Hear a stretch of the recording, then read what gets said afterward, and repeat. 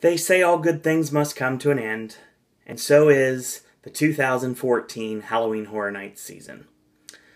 I waited a little bit more than I did last year to do this recap video, basically because I'm honestly not ready to put Halloween Horror Nights 24 to bed. Not even close. Even with the announcements, as early as they have been, of the dates for next year and the presumed return of Jack the Clown to the event, I still am not ready to end Halloween Horror Nights 24. But with this video, I'm being forced to do just that. This is my Halloween Horror Nights 24 recap. Now, through this season, obviously, we started with speculation videos. Then we went into rumors. Then I found out concrete information, and we talked about each of the houses and the scare zones and all the pertinent information pertaining to Halloween Horror Nights 24 as it came down the pike. Now, obviously, we went to the event, enjoyed the event. I shot videos from every single night I was at the event. I have scare zone videos. I have everything under the sun with the exception of two things. I have no house videos because we weren't allowed this year. Hopefully in 2015 that changes. Knock on wood. And unfortunately, I do not have the aforementioned sacrifice at Bayou of Blood. I don't because, I'm not going to lie to you, I had a lot of time in the Purge and a lot of time in Masquerade. Most of the time I spent in Bayou was kind of like trying to get over to the other side of the park, to get over to Roanoke and get over to Dollhouse, and to get over to Bill and Ted and Giggles and Gore.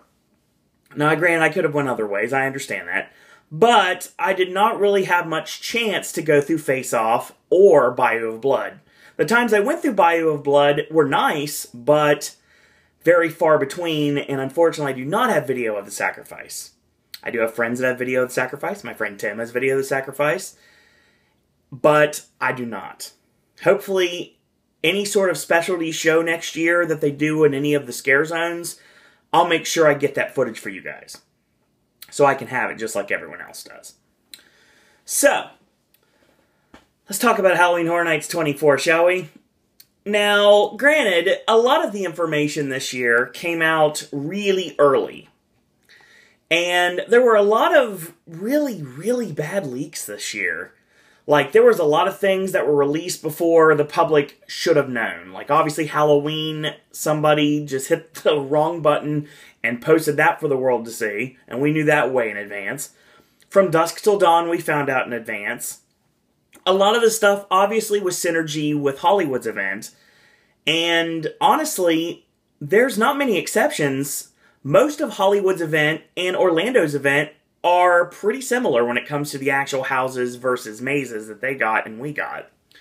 Obviously, the only real differences were the fact that we both got clown factories. One was based off a roadside attraction. The other one was just a literal making clown factory. And Hollywood got our American Werewolf from last year. And obviously, Hollywood doesn't have original properties other than just the Clowns 3D, music by Slash. So, obviously, Roanoke Cannibal Colony and Dollhouse of the Damned were not in Hollywood either. But, obviously, we know that they got Alien vs. Predator, they had a Walking Dead house, they had From Dusk Till Dawn, and they had Dracula Untold. All things that we had this year. So, I want to talk about how this event actually lined up this year. And I got a lot of information to get through. And I have all the time in the world to do it. So well, honestly, just strap in. Get yourself a soda or a beverage of some sort. Alcohol, if that's what you choose. Get maybe some snacks. Sit back and listen to Sir Owen Disney talk all about Halloween Horror Nights 24 from my brand new captain's chair.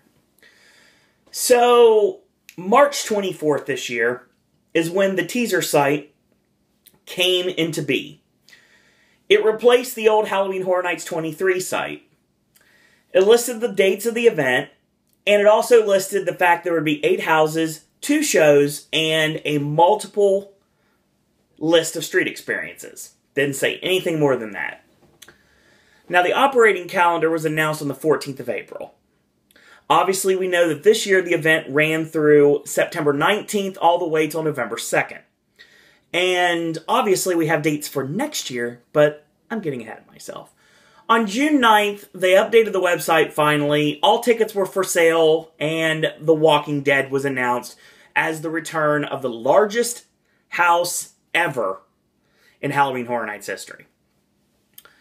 Now, also on that date, they announced information about the RIP and Unmasking the Horror tours. Two things that I really enjoy. Now, granted, I've not been on an RIP tour, but it sounds like there's a good possibility 2015 will be the year I finally go on one. If we can split the cost. It sounds like my friends from Orlando United are wanting to do not Unmasking the Horror tour. They did that this year, and I was actually with them. But we're not in the same groups, but we both were in the same, general area for our UTH tours. But there is an RIP tour, and if you have, a small amount of people, we can break it up, and it wouldn't cost as much. So, that may happen next year. Who knows? Unmasking the Horror will definitely happen next year, without a doubt. I took a lot of pictures this year. Unfortunately, I cannot show them to you because I don't have access to them right now. It's kind of hard to show when I'm filming with an iPhone, so. Eventually, maybe I'll try to put up some sort of a link to my pictures. Not the greatest, but they're pictures nonetheless, so I wanted to talk about those. So, obviously, let's talk about the event, and then I'm going to go into the event. I'll show you some of the swag I got during the event. Now, granted, the nights that the park was open varied. It was open till midnight. It was open till 1 a.m. It was open at 2 a.m. Now, the midnight would be a special map. The 1 a.m. is a special map, and the 2 a.m. is a special map. Now, the midnight special map is The Walking Dead, which is the only one I got, because unfortunately the only nights I got to attend were nights that closed at midnight. And the other maps were, just like I predicted, Alien vs. Predator and Halloween. I don't have those maps, unfortunately. I'll show you the map I do have in a little bit when we get to the swag portion of our video. Now, so the tickets this year, kind of expensive. A little bit more, about $5 or $6 more than last year. So I'm going to guess that next year is going to be like $100. You're looking at a regular ticket. Just a regular get-in one night to Halloween Horror Nights is about $96. Alright? They had add-ons for Sunday through Thursday for $42, and for Friday was $57, and then Saturday was $73. The Rush of Fear Pass was $76, which is 10 nights of the event, the first 10 nights of the event. And then you had an express add-on to the Rush of Fear for $190. Frequent Fear was $87, and then Frequent Fear and Express was $195. They had Frequent Fear Plus, which added all the extra Fridays to the event, and that's $103, and the Frequent Fear Plus and Express was $255. But granted, that's throughout the duration of the entire event, so that made perfect sense. Your Express Passes, depending on what night you got them, were between $50 and $110. Alright? So I wanted to break that down for you guys real quick. So that's how we're going to start this. Now granted, everyone knows that's been watching these videos that I was fortunate enough to attend 7 nights of the event. I was there for employee preview, thanks to a friend, on the Disboards, mind you, which is very strange, but thank you very much out there. You know who you are, and hopefully we can do this again next year. I was there on the 19th, the 20th, the opening weekend of the event. I was there for the 25th, the 26th, the 27th, and the 28th. So the first 2 weeks of Halloween Horror Nights, I was in attendance. Now, granted, I was alone some of the time.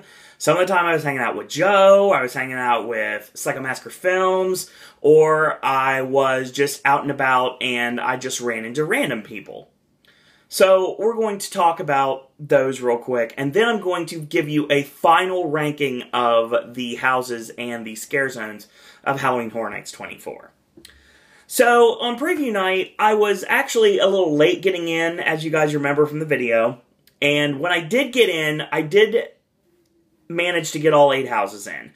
Unfortunately, 3 times tried, 3 times failed, could not get into Bill and Ted. This is legitimately the only night I was not at Bill and Ted. Preview night, how special. It's not even a word. That's the reason why. I'm still frustrated I couldn't get into Bill and Ted for preview night. Like I said, if I would have known then what I know now, I probably would have skipped Dracula, at least Dracula, and went straight to Bill and Ted. Because I spent a lot of time waiting for Dracula. Had a good first impression of the event. Really excited for the actual opening night. And 2 days later, I actually got my opening night. And the first thing I did in this situation was to do the same thing that I've been doing the previous 3 years. I would attend annual pass holder event nights. What they were the first 2 Friday and Saturdays of the actual event. And what they were is they would get you access into the parade building and the 2 sprung tents and the first showing of Bill and Ted pretty much before the park opened to the general public. And that would mean you could get onto Disaster Queue and then hit the sound stages. And then spend time in the scare zones, and you would have a lot more time to do, like, repeats of things. Well, obviously, I was able to go through those houses on that night. Now, unlike 2013, it rained a lot. A lot. It rained a lot more than it didn't rain. But it didn't let me damper my experience.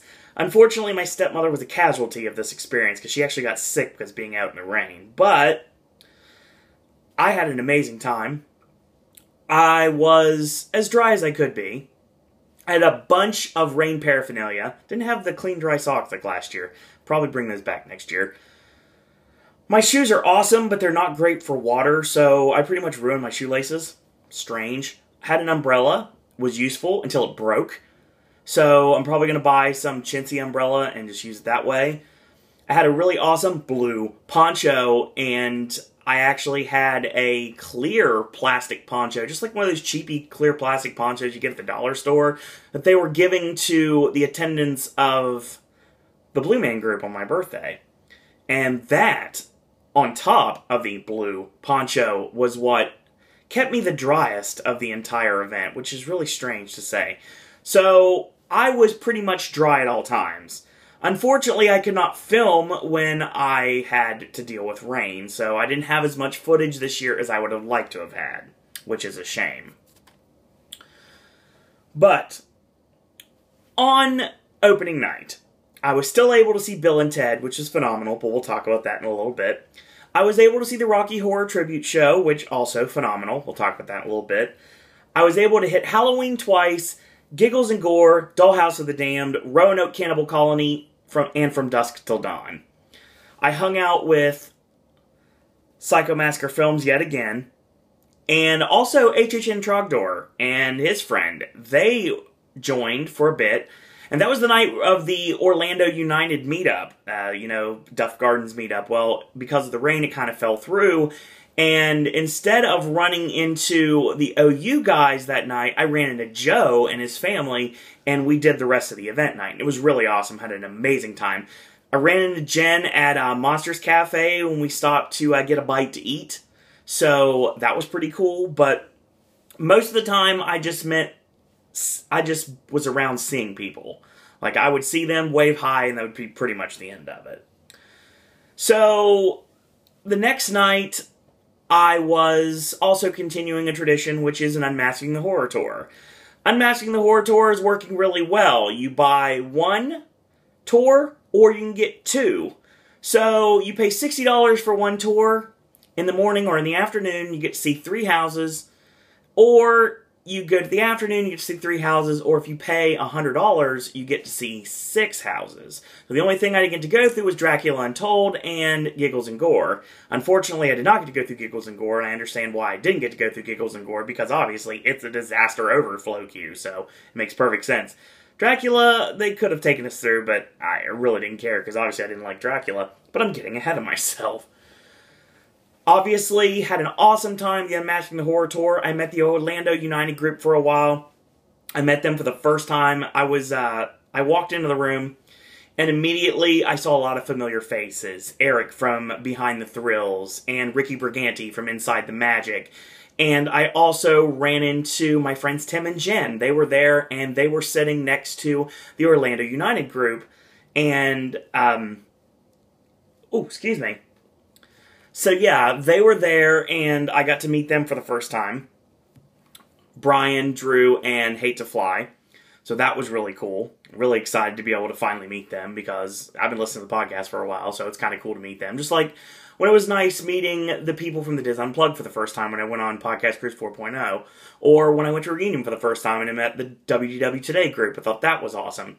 And even the time at Fantasyland's grand opening, I saw Lou Mangello for like 5 seconds. So yeah, it's kind of nice to run into people that you only know via like listening to their podcast. Yes, and that was really cool running into them. Now, we obviously got split up into different groups. I didn't get to go with their group, but I went with my own group, and that was also where I ran into my favorite tour guide, and that would be David. And David has been my tour guide every year I've done Unmasking the Horror, which is 2 years, and hopefully will be my tour guide next year. I will ask for him specifically, since I know I can. Took a lot of pictures of the houses. Lights on, a lot of things are a lot of different. There is a head that is in a noose in Roanoke, and I swear to you, I've posted the picture on Twitter, so you know that it's there. This, like, static head looks like Dave Coulier. So I made a bunch of jokes, like, hey, it looks like Atlantis is on A&D, and I was just, like, getting some funny reactions from that. So after the Unmasking the Horror tour, I actually did the parks that night. Roanoke, Dollhouse, Halloween, Bill and Ted, annual pass holder event night, so obviously that's the order. Went to Dracula, then From Dusk Till Dawn, Walking Dead, Giggles and Gore, AVP, and this was a night that I got to hang out with Psycho Massacre Films and his friend Ian. And it was really fun hanging out with John and Ian. I really enjoyed it. We also ran into Quentin and Brandon and Doug. So we all went through houses together. It was a great time, a blasty blast of a time. The only time that we ever split was when I went to Bill and Ted and they went to Transformers and Dracula Untold. And we both met up at Fast Food Boulevard and we went back through the rest of the houses. It was a really awesome night. Had a great time. Totally recommend going the second Friday of the event because it's dead. It's just super dead. It was dead last year too, if you guys remember that video. You know, the one I shot the other day. So, the 25th was a night with Alien vs. Predator, Bill and Ted, From Dusk Till Dawn, Giggles and Gore, and Dracula, and the Rocky Horror Tribute Show. This was the night that my dad and my stepmom joined me. Now, lo and behold, my dad was only there for that one night. He can't hear very well, so normal scaring procedure is not going to work with my dad at all. But then again, he also doesn't know where it's coming from, so this could be entertaining. Well, the thing about it is, he didn't seem to be too, like, fazed by anything, I guess. My stepmother has been a haunt fan of Halloween Weekends at Cedar Point. So I wanted to show her, like, a true, like, nation top haunt. No offense to Halloween Weekends, but a haunt like Halloween Horror Nights is in a completely different stratosphere than Halloween Weekends is, obviously. Like, with, like, the Not Scary Farms and Halloween Horror Nights in Hollywood. One of which I will attend next year. I'll explain what I mean later. Not in this video, another time. So, the next night, my stepmom was supposed to join me again, and that didn't work out because, like I said, because of the rain that night, she actually got sick. Joe ended up joining me that night, too. So, it was me, Joe, my dad, and my stepmom on the 25th. Now, the 26th was a really awesome night. Really super awesome night. Got to go through Roanoke, Dollhouse, Halloween, Bill and Ted, Giggles and Gore, AVP, Walking Dead, From Dusk Till Dawn, Dracula, Giggles and Gore again, and Halloween. This was the night I got to hang out with that group. Now, granted, I said it was John and Ian on, and the entire group on the 20th, with Doug and Brandon and Quentin. No, sorry, long day. That actually was the 26th, and like the comment I made about the second Friday of the event being dead, that would be the night I'm talking about. The 20th obviously is a Saturday, so yeah, I have to look at my notes here. Sorry about that. Met up with Joe on the 27th, Halloween, Roanoke, From Dusk Till Dawn, Alien vs. Predator, The Walking Dead, Giggles and Gore, Bill and Ted, Dollhouse of the Damned, Rocky, the best viewing of Rocky I ever had because I was right up front. Everybody knew the callbacks. It was spectacular. Dracula again, then From Dusk Till Dawn. That was really awesome. I ran into some fans in the Purge one night, and we actually met up and went through from dusk till dawn. That was really awesome. So, out there, if you are listening, thank you for going through the house with me last time, and hopefully we can do it again next year. So hopefully a lot of fans that see me in the parks, we can go through houses. Also ran into Homemade Haunt, which I really hadn't got a chance to talk to before now. So he's a jam-up guy, too. Check him out on Twitter. So I'm going to talk about the Compound and Legendary Truth in a few minutes. Actually, they're going to be the end of this video, but I want to mention the last night. Last night, I splurged and actually got an Express Pass and totally did not use it for what I should have used it for. Alien vs. Predator, From Dusk Till Dawn, and Dracula Untold, all without an Express Pass. That was a mistake. Went to Giggles and Gore, and I pretty much just was done with that. Wanted to go back to it, but I wasn't able to. Went to the first showing of Bill and Ted, so I got there. Went to Halloween, Express Pass. First time I did Express for Halloween, phenomenal. Like, took no time.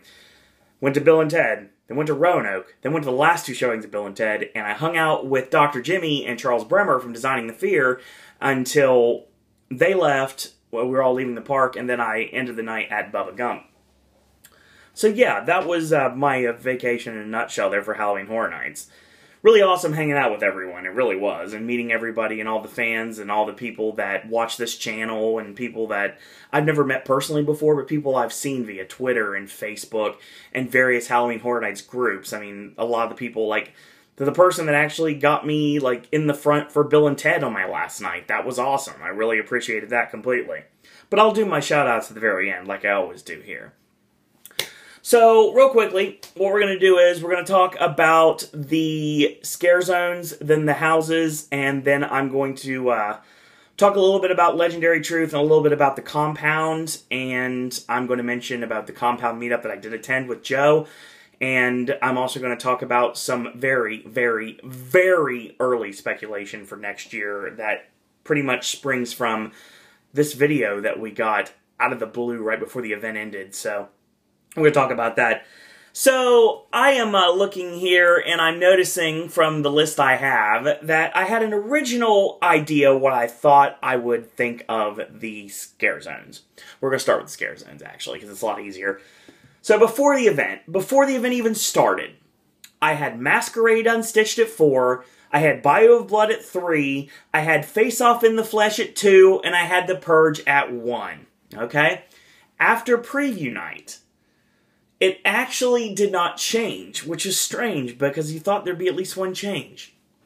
After opening weekend is when it changed. Face Off dropped to 4, Bayou stayed at 3, and Masquerade moved up to 2. Now, I can say I have a final lineup. So, my rankings for Halloween Horror Nights 24 Scare Zones. Number 4 is Face Off in the Flesh. For me, this suffered from the fact that I did not get to see both casts. Truth be told, I saw the same makeups every single time. I saw the pirate, I saw the guy with the half, like, Phantom of the Opera mask and the dreadlocks, and I saw the person that was tied up, I saw that, I saw the scarecrows once. Other than that, I didn't really see anything else. I saw Ex-Girlfriend once. In other people's videos, I never saw Ex-Girlfriend in person. Really, I never did. George's design from this season's Face Off, I did not get to see in person. After they put it over so heavy, I still didn't get a chance to see it. In Hollywood's video, when I watched that, Ex-Girlfriend was actually in their maze 3 times in a row. So yeah, I kind of felt kind of slighted because I didn't get a chance to experience Face Off like I should have. What I did see, though, I did enjoy. The fog, the ambiance, the wog wog movie, the music that I'm talking about, like the figure music, which was kind of extremely prevalent in Hollywood's maze. In our scare zone, though, it was a little bit less there. It was there, obviously it was completely there, but I mean, it wasn't as annoying, I guess you could say. Probably because there were a lot of loud, drunk people around me at the time. Now, granted, not everybody was loud and drunk. Well, everybody was loud, not everybody was drunk.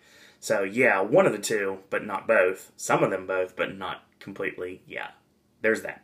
So, yeah, Face Off was fine. I didn't get a chance to actually see 7 in person. I did get a chance to walk through 7 during the day, and I saw the various stages, and I knew that what this would be. This would be a photo opportunity more than anything else. But I did not get a chance to fully experience Face Off like I wanted to. So, unfortunately, even though it was something I speculated high on, because I was really huge on this season of Face Off, obviously, I was a big supporter of Team Stella. And I'm very happy that Dina won, because that's awesome. There were some really great competitors this year. Like, there was Sig, and there was Doc from Orlando, mind you, who actually met at the HHN Compound meetup. And there was Keelan, and there was Rachel, and there was Sasha, and I mean, there was a lot of George. There was a lot of really great talent on that show this year, and I really enjoyed it. So I really got into it, like, huge got into it. So I really was excited for it, but I wasn't able to experience it like I should have, so it was a letdown, which I hate to say, because I really wanted to enjoy Face Off, and I couldn't. Speaking of things I really couldn't enjoy, number 3 was Bayou of Blood. I will say right now, before I get started with anything, Bayou of Blood suffered from logistics issues. That's pretty much the reason why we lost the sacrifice. Now, a lot of people were saying someone complained, and they complained.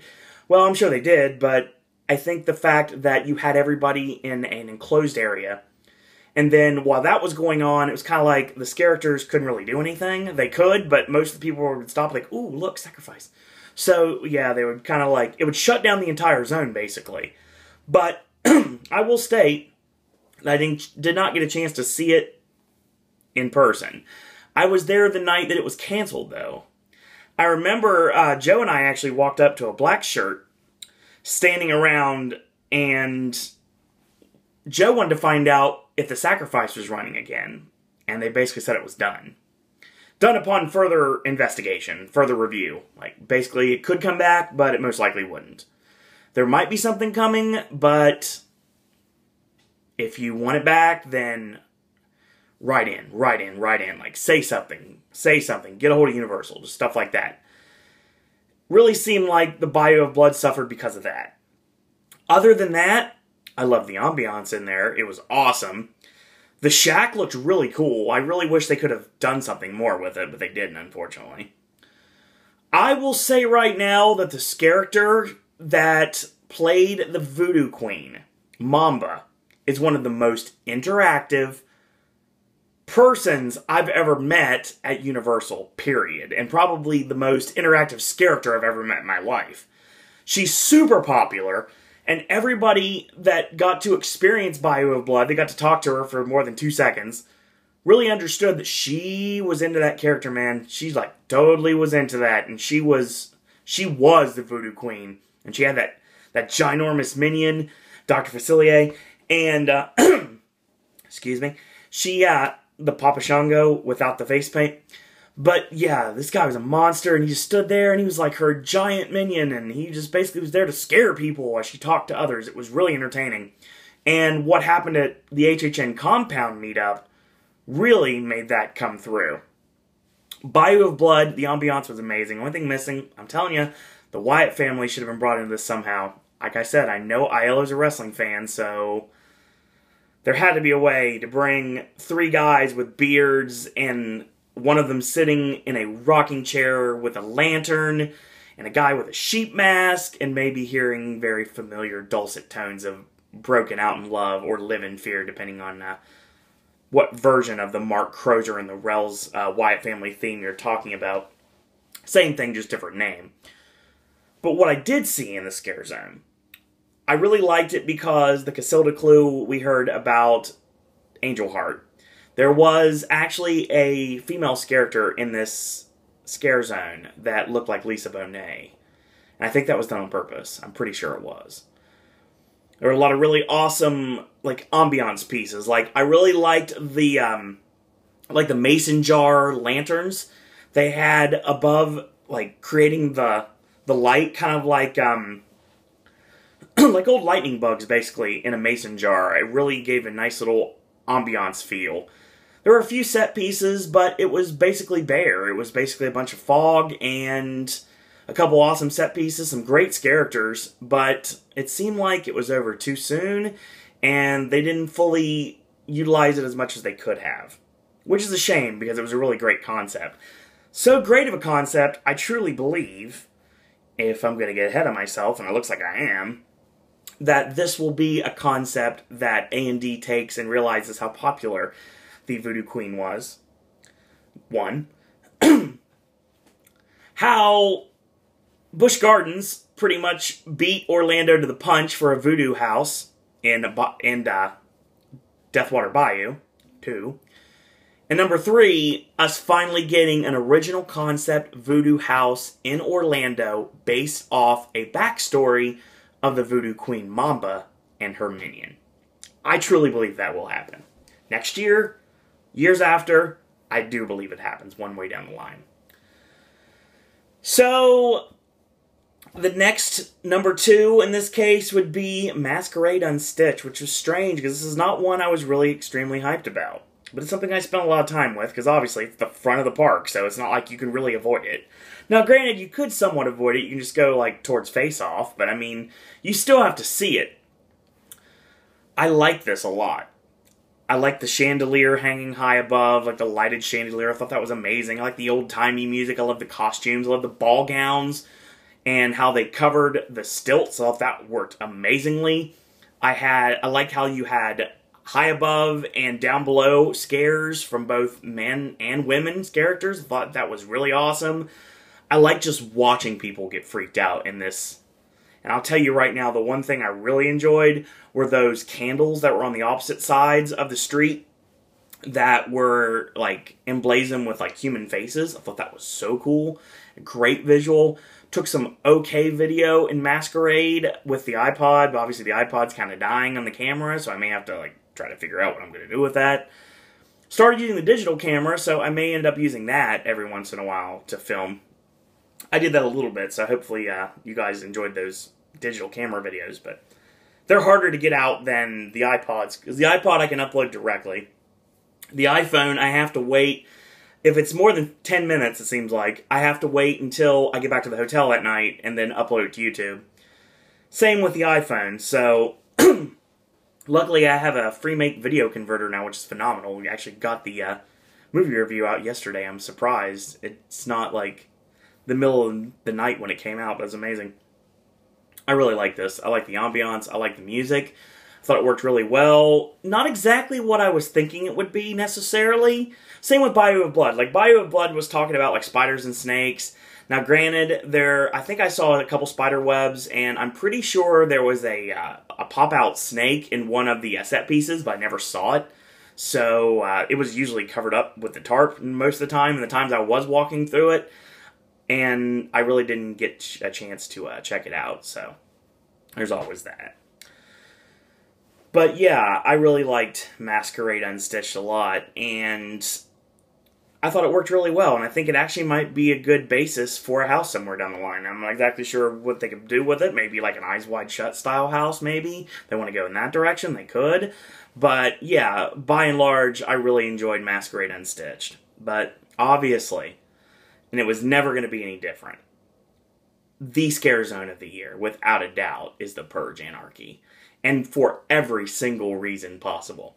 Now, on preview night, because, obviously, we didn't get in right on time, I caught a little bit of the opening ceremony, but not exactly. I got to hear the Purge siren, I could hear the fireworks, see the fireworks go off, and hear the Purge siren, and obviously, this was in New York. Biggest scare zone that Halloween Horror Nights has ever had. I mean, they had everything. They had vehicles that were turned over. They had gone purging signs. They had characters in every form imaginable. They had fire. They had guys on dirt bikes. They had an auction, which I have a couple videos of, actually. And they had one of the most awesome things ever. The polite stranger walking around with a microphone, just like pointing out targets to be purged. I thought that was amazing. I thought it worked really, really well. I love the auction. I thought the setup for the auction was amazing. I didn't get a chance to bid because I was filming most of the time, but when the Purge returns, probably next year for the Purge 3 when it comes out. I do think that I will bid, whether I'm filming or not. So there. But yeah, it was totally awesome. There were characters with weapons. There were characters who were just there, and they would just come out of the fog and just nail you. There was loud music. There were like chaos and anarchy everywhere. I love the emergency broadcast system on the Macy's televisions. I thought that worked really well. The Purge siren, everything. The auctioneer worked great. Really in tune with the Purge Anarchy film. There were masks from both films and from stuff I've never seen before. There were chainsaws in here. No CDT this year. Not really. I mean, there were chainsaws in the Purge, but no actual chainsaw drill team walking around this year. I have a feeling, given the fact that there's already a perfect setup for it. One of my friends, a mystic freak, Heather, you want clowns with chainsaws? Well, I could see a chainsaw drill team being led by Eddie next year, honestly, as one of the scare zones, or a roaming horde, like a roaming scare zone. I thought that would be awesome. That's probably something that I think actually will happen. But yeah, the Purge was phenomenal. Totally amazing. I loved every single second I was in there, and that was the scare zone I spent the absolute most time in, whether I was filming or whether I was just people watching. And that's obviously the scare zone that, it was funny because there is a mannequin that's quite dead, mind you, and he looked identical to Stone Cold Steve Austin. And again, I'm pretty sure this wasn't done, like, this was done on purpose, without a doubt.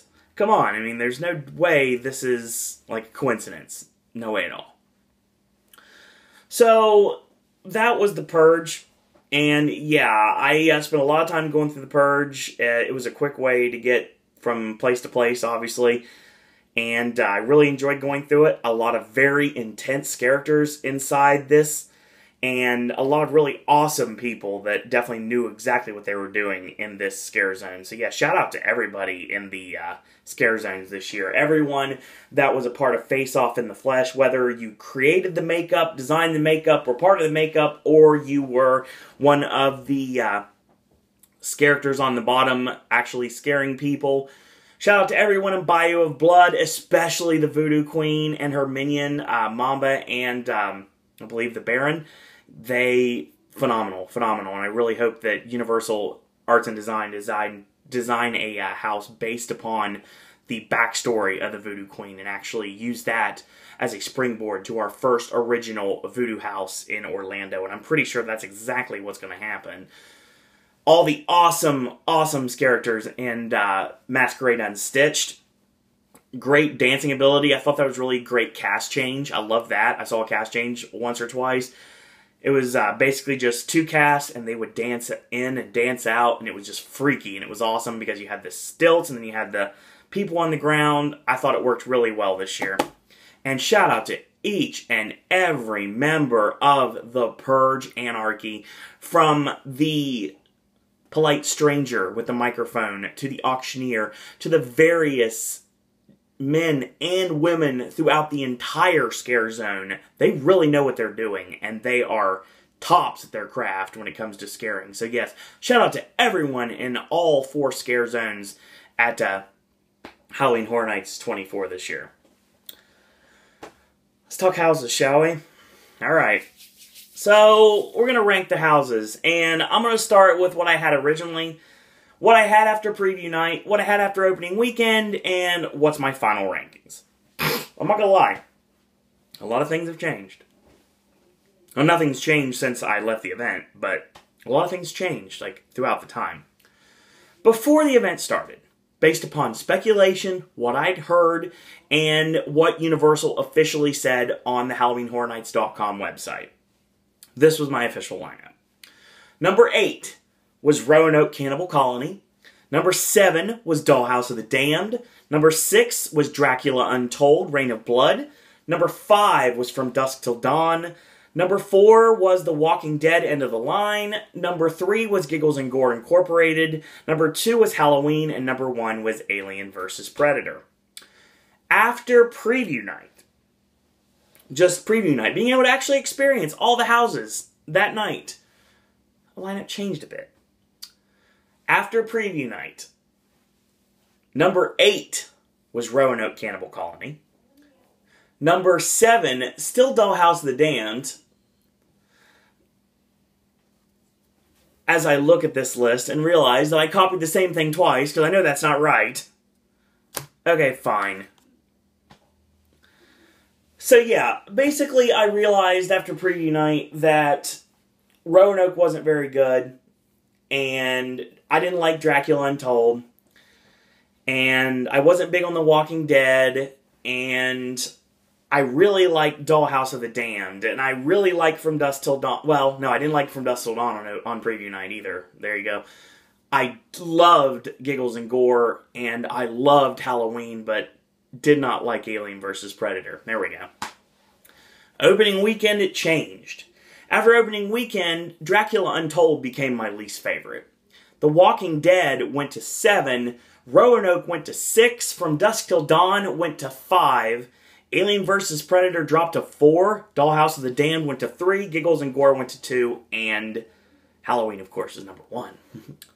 Let's talk about the final lineup, shall we? Number 8, Dracula Untold, Reign of Blood. Okay.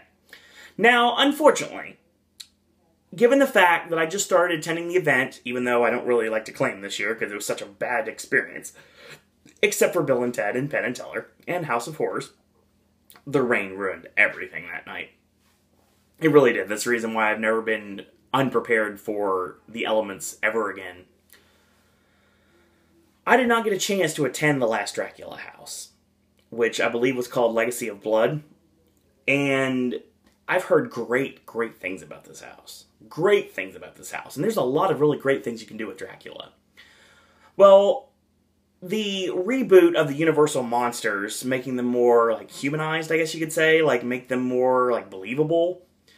They're doing this, and it pretty much started with Dracula Untold. Well, it's the untold story of Dracula. This untold story how Vlad Tepes became Dracula. And to me, it was basically an action movie. That's exactly what it was. It was more of an action movie than anything else.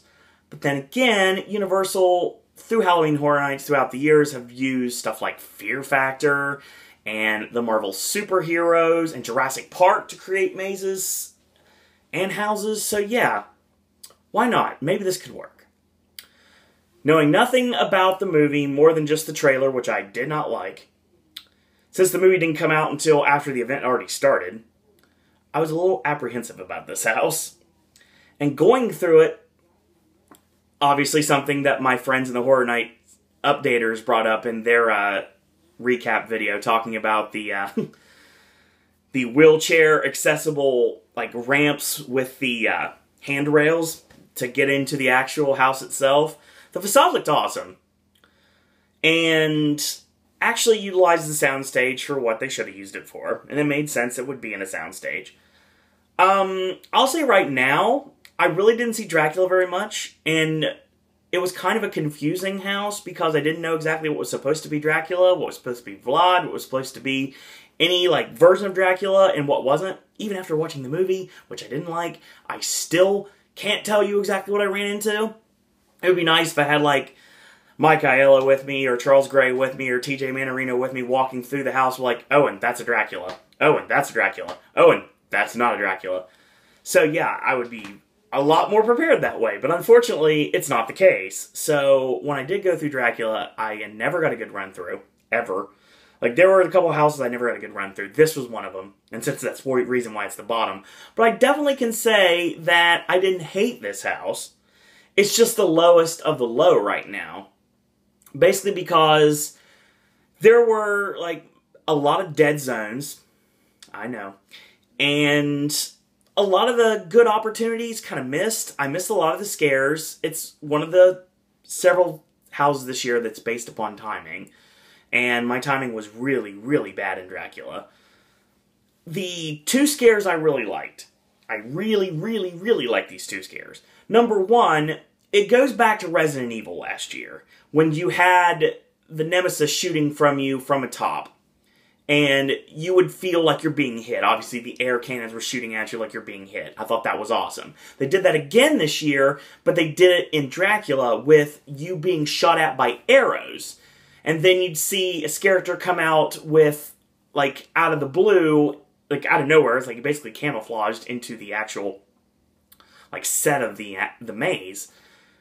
He comes out, and he's the one that's being shot at by the arrow, and you're just pretty much stuck in the crossfire, is basically what it is.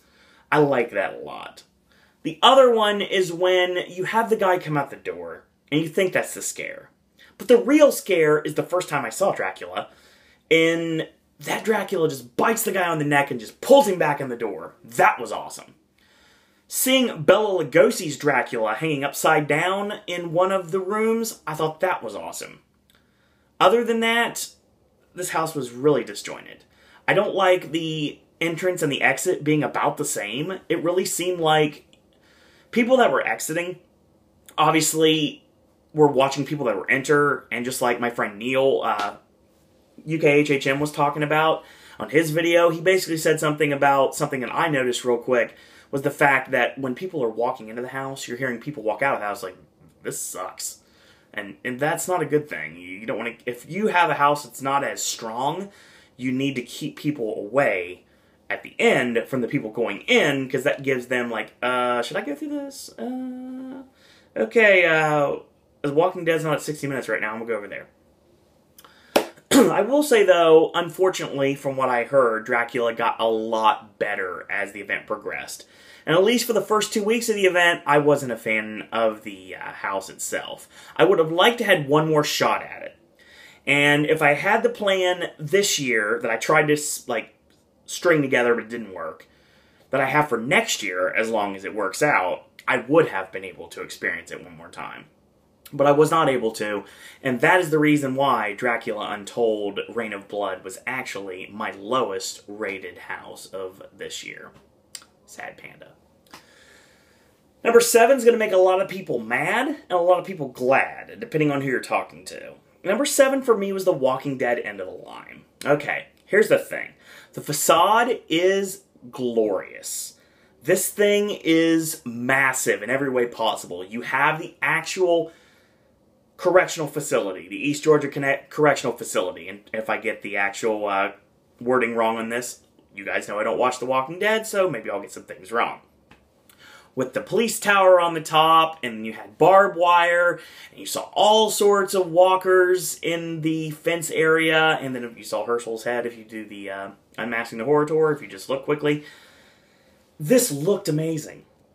I mean, obviously, you got to go through the big spot, and then the country club, which I completely thought this would be a golf club, not a country club, and I didn't really think it would be what it was. You got to see the helicopter, you got to see the moonshine shacks on fire, you had to go through Terminus, and see a lot of shout-outs to icons of the past. Another thing you learned from Unmasking the Horror Tour. And then the ending was a really long walk through a lot of strobe lights and fencing, and that's the end. Okay. First off, The Walking Dead had a really big problem going into this for me. I'm not a fan of the show. I don't know the show at all. Now, I didn't get a chance to go through the house in 2012.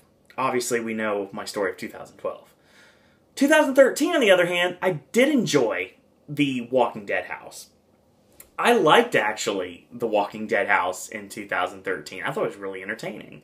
Something I didn't really feel like I had to be a fan to enjoy that house at all. So, I really enjoyed it. And I was prepared to not be sure if I'm going to like this or not. I was curious, because this was the biggest house ever. And I was curious because there's going to be all these characters in there, and all the environments, even stuff I didn't know. I was still really, like, anxious to be able to go through this house. Well, when I went to the house, the cast really tries. Like, really, really tries. There are a lot of really, really, like, intense characters inside this house. For me, personally, it wasn't really a scary house. I can't say zombies don't scare me, because, I mean, they could, I guess. I mean, if I went through Dead Exposure, I'm sure I'd have been freaked out. But this house just kind of had like an albatross over its head the whole time. I was like, I wasn't going to like this house ever. I was trying to give it a shot, but the fact that I was not knowledgeable about the product, probably heard it really, really bad, which sucks. Because I really wanted to give this house a chance. And I tried. I really did. I tried to give this thing a chance. I really did. You may think I didn't. I did. I tried to give it a chance. There were a couple, like jumps into the house. The house looked awesome. All the environments looked great. I love the helicopter coming out of the big spot.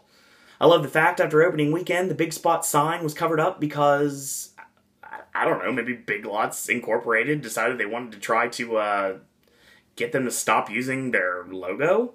Even though it's not their logo. I mean, the big spot is basically a Big Lots. And in Hollywood, the big spot was more of like a dollar store. I liked all the odes into A&D. The Aiello spaghetti sauce, that was awesome. Obviously, that plays up a couple of things. Number one, the Sam Meats character from Leave It to Cleaver. And the awesome Sam Meats cameo picture that is in the Italian restaurant in the beginning of Resident Evil last year. So I thought that was an awesome little shout out to Mike Aiello. Kim Grommel, who no longer works for Universal anymore, actually works for Disney now. One of the creators of Jack the Clown. He was in the house in name only. There were a lot of A&D shout outs in there. I thought that was pretty cool. The one thing I really did like of this house, honestly, was the scare that I talked about in the Hollywood video, where you had the employees only and you had the walkers like coming towards you. I thought that was really cool. Like the lights come out and the walkers come towards you. I thought that was cool. Some of the character placements was cool. I liked that. And most of the time, it just kind of fell flat for me. There were a couple of jumps every once in a while. It looked phenomenal. And once we got to Terminus, we saw a lot of shout-outs, obviously, to like Jack the Clown and Elsa Strict, the storyteller, and the caretaker, Albert Kane, and Julian Browning, and Paulo Ravinsky, the usher and the director. So I thought that was really awesome. But, yeah, I just was not a fan of this house. I tried to give it a chance, I really did. And I got through it 4 times. Now, granted, I'd like to have gone through it more, but the lines were way, way too long. And it wasn't until after opening weekend that they decided, hey, instead of sending people to Alien vs. Predator, we'll send people to The Walking Dead instead. But no, I didn't get a chance to do that. And that's the reason why I didn't get a chance to go through it, because it was always super long wait, and I knew I wouldn't like the house. Well, okay, I can't say I knew I wouldn't like the house, but I had a good idea I probably wouldn't be as entertained by the house as some. So I didn't want to wait in that line unless I absolutely had to, trying to do the 8-in-1. So yeah, I'm sorry about it, but it just wasn't a good house for me personally. We looked at 2015. You got a couple options left. You could downgrade, go to a sprung tent, which is not really a downgrade because obviously anything can work in a sprung tent. Look, Halloween's in a sprung tent, and Halloween is House of the Year this year. At least it tied to House of the Year with Dollhouse. But again, we'll talk about that in a little bit. So anything can be done in a sprung. You could go to a dual run house. Like, my idea was you can do it from the perspective of you are a walker and you're trying to evade survivors. Or you are a survivor and you're trying to evade the walkers. But it's done in a different way, and we're obviously using different things from the Walking Dead series. And even if anything, you could also look into the comic books and the video games if you really want to go further with it. The other option there is to do the Extreme House we've been hearing for a long time, and that would be themed towards The Walking Dead. And I'd put it in the Carnage Warehouse over at IOA, over by Dr. Doom, that should have been the location of this Extreme House before, but it kind of fell through. So maybe that's where Walking Dead's headed. Maybe it's the Extreme House. But I know what you're thinking. Oh, and if we're doing an Extreme House, we're talking about a television property. Wouldn't the Extreme House be an American Horror Story? Well, I don't think American Horror Story is coming to the event.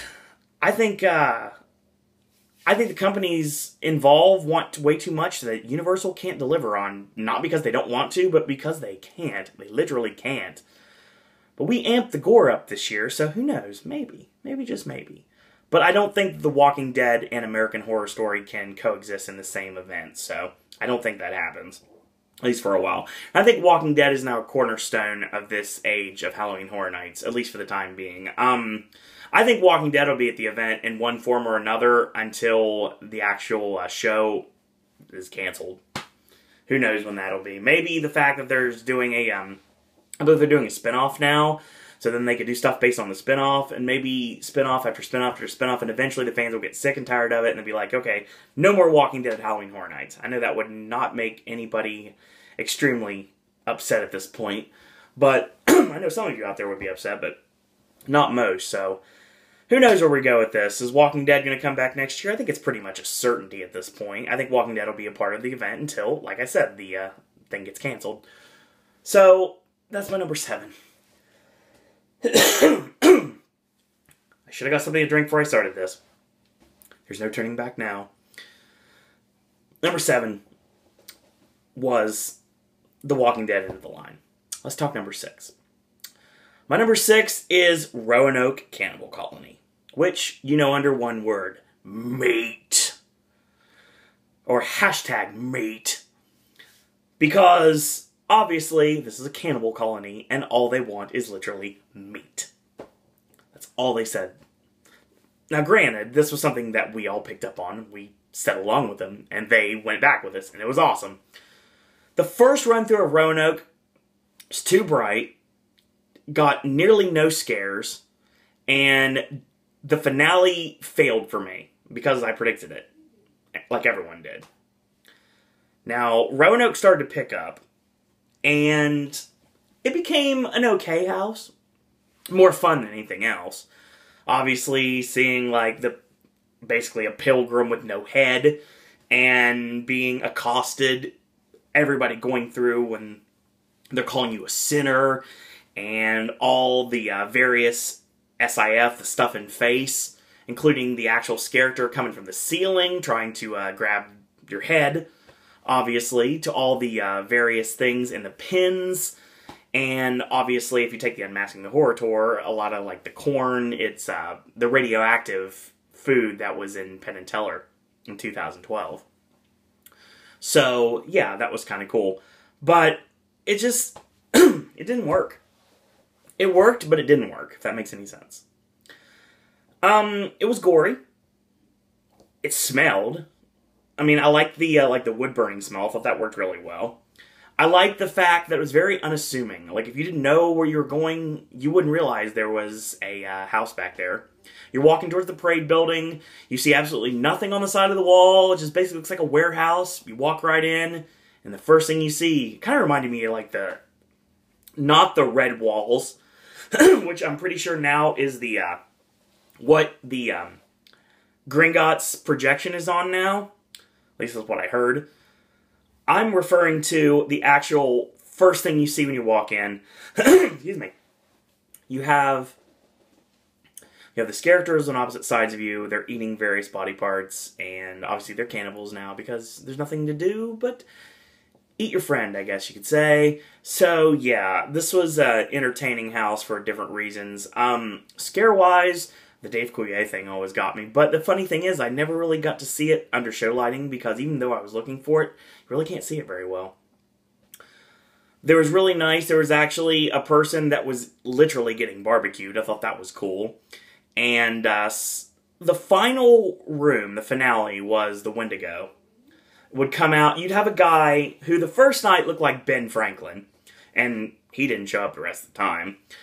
So, on preview night, like Ben Franklin, and he shows up, he's on the top, and basically talking about the Wendigo spirit, and you have 2 stilt walkers that walk on opposite sides of you, and that's the scare. And that's how you end the house. You have the beating of, like, the tribal drums, thought that was awesome. It was a fun house, but yeah, it wasn't the greatest. I would have to say at this moment it's number 6, which is a shame because it probably could have been a lot higher. I got to go through Roanoke a lot, given the fact that it was a house that was part of the annual pass holder event night, so anything that was connected to that, I probably got to go through a lot, with one notable exception, and I'm about to talk about that one. I'm sure you probably would flip 5 and 4 if you were doing this list, but I'm sure a lot of you out there wouldn't want 4 to even be this high on the list, but we're going to talk about 5 first. Then we got in the top 5. Number 5 was the house that was tied this year for House of the Year. Number 5 is Dollhouse of the Damned. First off, the house facade itself. It looks like a scary face. Once you hear this, you can't unhear it. Because I didn't realize that, and then I looked a little bit further and I was like, hey, this is a face. This is a really creepy face. A lot of vibrant colors. I really like that. There were actually dolls that were in the house itself. Like, in the outside of the house, like, in the walls. There were dolls in the walls. That was awesome. The ambiance in this house is just freaky. It's creepy music. You walk in, it's like a really twisted nursery rhyme. Doesn't really have any words, just like you hear it. And it kind of reminds me of La Llorona a little bit in the creepiness factor, but I think a little bit creepier. I truly believe this sprung is now the creepy tent, and it will be the creepy tent from this moment forward. This is a freaky house. Totally a freaky house. But if you don't like dolls, this is definitely not your cup of tea whatsoever. You run into some very familiar images. You get to see a lot of familiar toys you probably know pretty well, and there were a lot of really awesome scares in here. Now, one of the major scares we had, right when we first start out, you get to walk in and you get to see this room, and you have like a Raggedy Ann doll, and she's basically a marionette at this point. And she reaches out for help, and of course, obviously no one's going to help her, and that was cool. I like that a lot. The baby's room. Oh my god. Okay, now, I've had problems in the past with not being able to actually smell the Halloween Horror Night smells that I'm supposed to smell. Like, remember how I mentioned Fall of Atlanta in 2013, not being able to smell like the rotting corpses? I smelled chicken strips. I smelled things in here I didn't want to smell. So, you walk in and there are these giant cribs. And there is, let's just say, smelly brown substance all over the walls. Like it's an asylum or something. And you have these giant mutant babies that are just like staring at you over top of these cribs. Now they have thrown their feces all over the walls. So when you walk into this room, the first thing that hits you is a smell, a very distinct smell of baby powder. Like very distinct smell. And then there's the smell of poo. Yes. Baby powder and poo. I'm sure a lot of you out there can identify with this smell because you probably know it very well. Fortunately, I don't. So, yeah. Intense. And then there was a baby in a giant baby in a high chair. I like that. There was a lot of really great scares in here. Teddy Ruxpin has seen better days, we'll just put it that way. Teddy Ruxpin torn completely in half, and he's like on the wall like he's a trophy. And then you see the actual, it's kind of like a hunter, like an adventurer bear comes out with a gun, like a rifle, and that's pretty much who put Teddy Ruxpin on the wall. He didn't put Baby in the corner, but he put Teddy on the wall. So, I thought that was really awesome. There was an awesome scare, which the pile of toys comes to life. I thought that was really cool. There were lots of rumors that Chucky would be in this house in one form or another. Even the fact that they were using the actual term child's play as it pertains to talking about this house before anybody went through it. Chucky's in the house. Chucky was definitely in the house. He was actually in the room with the girl making herself pretty. And she now has a doll face that is permanently attached to her face, and she's brushing the doll's hair, and she's like, must make pretty. And in the corner, on the right-hand side, when you're not paying attention, is a Chucky doll. So a good guy doll, which is not the last time you're going to hear a Chucky in this video. Not at all. The ballerina room. Yeah. Well, that aside, the ballerina had a snapped neck in one corner, and then there were like mirrors everywhere, and she was doing a pirouette in the middle, but if she had her neck broken, so that was freaky. And a lot of really like wicked scares in this house. There was like how, you know how you say when you're growing up, your mom or dad will tell you when you have a bad dream, if you cover up, nobody can get you. Like if you cover up, you bundle up, no one can get to you. Well, on the walls, there were covered up and there were characters like were lunging at you. I thought that was really freaking intense.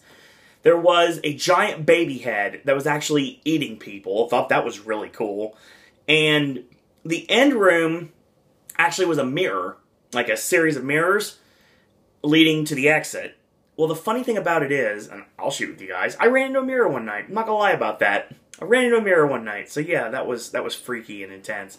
Really like Dollhouse of the Damned a lot, but I can't put it any higher on this because I didn't get that spectacular run-through that I really needed to put this higher. So, number 5, Dollhouse of the Damned. My number 4 is probably something, like I said before, is something a lot lower on most of you's list. Have it a lot lower. I don't no idea where that came from. A lot of you don't like this house at all. But I will say that this cast was really intense, really entertaining, really great at what they do, and the females were, like, super attractive, so that was really cool.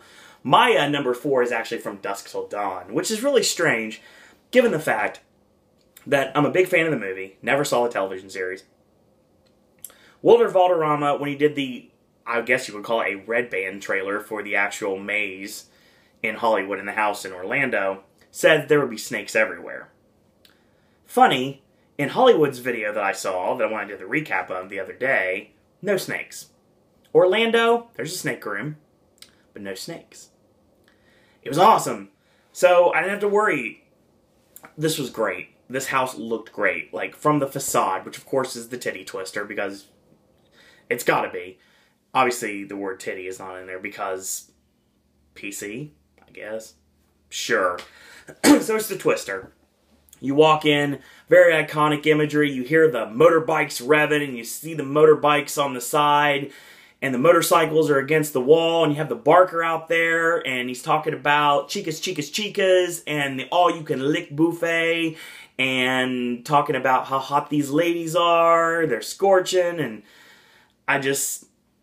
this was awesome. This guy was great, and he interacted with you, too. And it was really cool because something I heard that I never got completely confirmed, you actually could tip your characters in this house.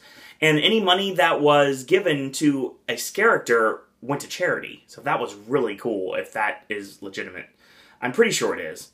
Because at the end, I saw a Santanico, and I think she had, I thought I saw dollar bills in her underpants, but I'm not sure. I said the word underpants. I'm 33 years old. How glorious is that? This house was great. A lot of iconic imagery from the movie that I'm used to. You saw Sex Machine laying on the altar, and he had his genitalia gun, and that was cool. We saw Richie and Seth Gecko. They were in the final room. They were in the finale with a shootout with the various vampires, the Kulbras here. That was super cool. I really like this house a lot. A lot of very, very on-point characters in this house from the rooms. When you walk in and you see the curtain and you see like the seductive dancing, and then all of a sudden you see the head get ripped right off, and then when you look around the next corner, it opens up, and then there's this sexy character, and she's showing her fangs towards you, and she's holding the guy's head. I thought that was super cool.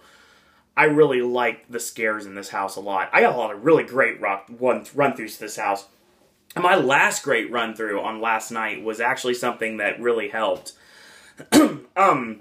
It was the second to last night, actually, because the last run-through I had from Dusk Till Dawn was really lackluster. I went through with some bros, and that didn't work out, because it's not fun to go through houses with bros. It just isn't, because they make the show about themselves and not about the characters and the scares. They're just like, oh, I'm not scared of this, I'm not scared of this. So yeah, I would love to go in through giggles and gore with those people. But it's another story altogether.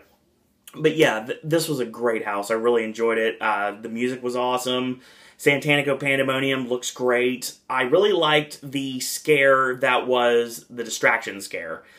You walk in and you see a bathtub, and you see basically a naked Santanico Pandemonium covered in blood. It's a static figure. And you're fixated on that, obviously. So you have a character that accosts you from the left-hand side to have a nice distraction scare. I thought that was really cool. Definite great cast here. I really enjoyed the cast I got to go see through this house. Like I said, really fun going through From Dusk Till Dawn with the group. The awesome group that actually met up with me in the Purge, and then we were like, okay, fine, let's go through a house. And sure enough, like, this giant group shows up, and we all go through From Dusk Till Dawn, and it was super cool. So yeah, From Dusk Till Dawn was a great house.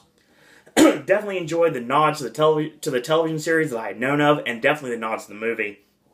I thought it worked really well, and it was really cool because, obviously, another Penn and Teller reference, the playing cards that are on the table in the finale room, Rio playing cards from Penn and Teller Nuke Las Vegas. That was really cool. And the final scare of the house is basically the girl with the chainsaw. Same thing that happened in Evil Dead last year. So, done a different way, but still, the final was a chainsaw. So yeah, that was really cool. Alright, let's talk top 3. Top 3. My number 3 for houses this year. Alien vs. Predator.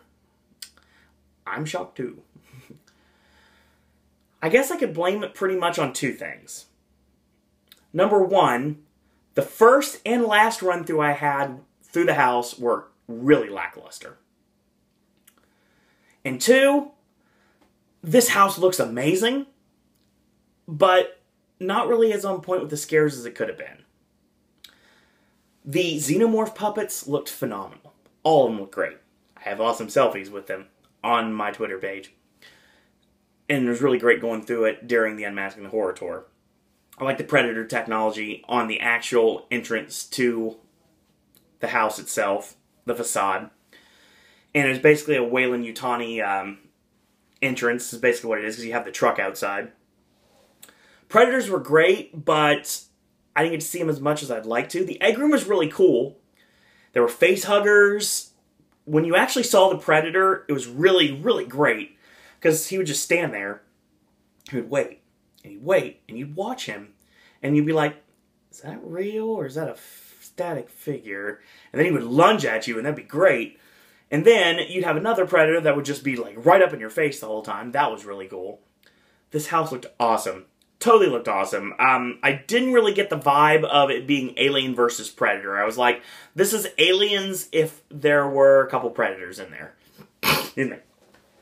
I will state right now, this house looked awesome. This house was awesome, but I never got the scares I really needed to get from this house, which is a shame, because I'm telling you right now, this was a house I really wanted to love, and this is a house I was really anticipating. This is my number 1 going in. I just didn't. I got some great run-throughs through it, but I didn't really get that constant run-throughs that actually made it a lot higher on the list. It's higher than I thought it would be. I guess you would say anything that has been raised. And From Dusk Till Dawn's case and Alien vs. Predator's case, I was actually battling with flipping the two, honestly, and really ticking everyone off with making From Dusk Till Dawn my 3rd house of the year. But my last run-through of Alien vs. Predator, the second to last night, my last run-through on the 27th was awesome. So it actually boosted it up higher than it would have been otherwise. I had 6 run-throughs to get it right. I only got it right a couple of times. I love the crouch. The crouch has returned, and I thought it was great. Because you had the soldiers basically was like, come on, come on, come on. And obviously he has a gun, so you do what he says. And you have 2 ways to do this. Number 1, if you don't have any problems, and you're not claustrophobic, you can duck your head down and go under, and you get to get the last scare of the house. Which, of course, is a xenomorph puppet popping out on the right-hand side, which is cool, because it's right up in your face, because you're ducked down like this. Or, if you can't, for some reason, go under the crouch, for medical reasons, or just claustrophobic, or you don't want to do it, you could just duck around the left-hand side when there's absolutely no theming, you basically go around a curtain. I thought that scare was awesome. Totally awesome. Puppets were phenomenal, and I cannot wait to see what happens with puppets this year. In 2015. So yeah, gotta say, without a doubt, Alien vs. Predator, my number 3. Number 2. Giggles and Gore Incorporated. I said this and I meant this.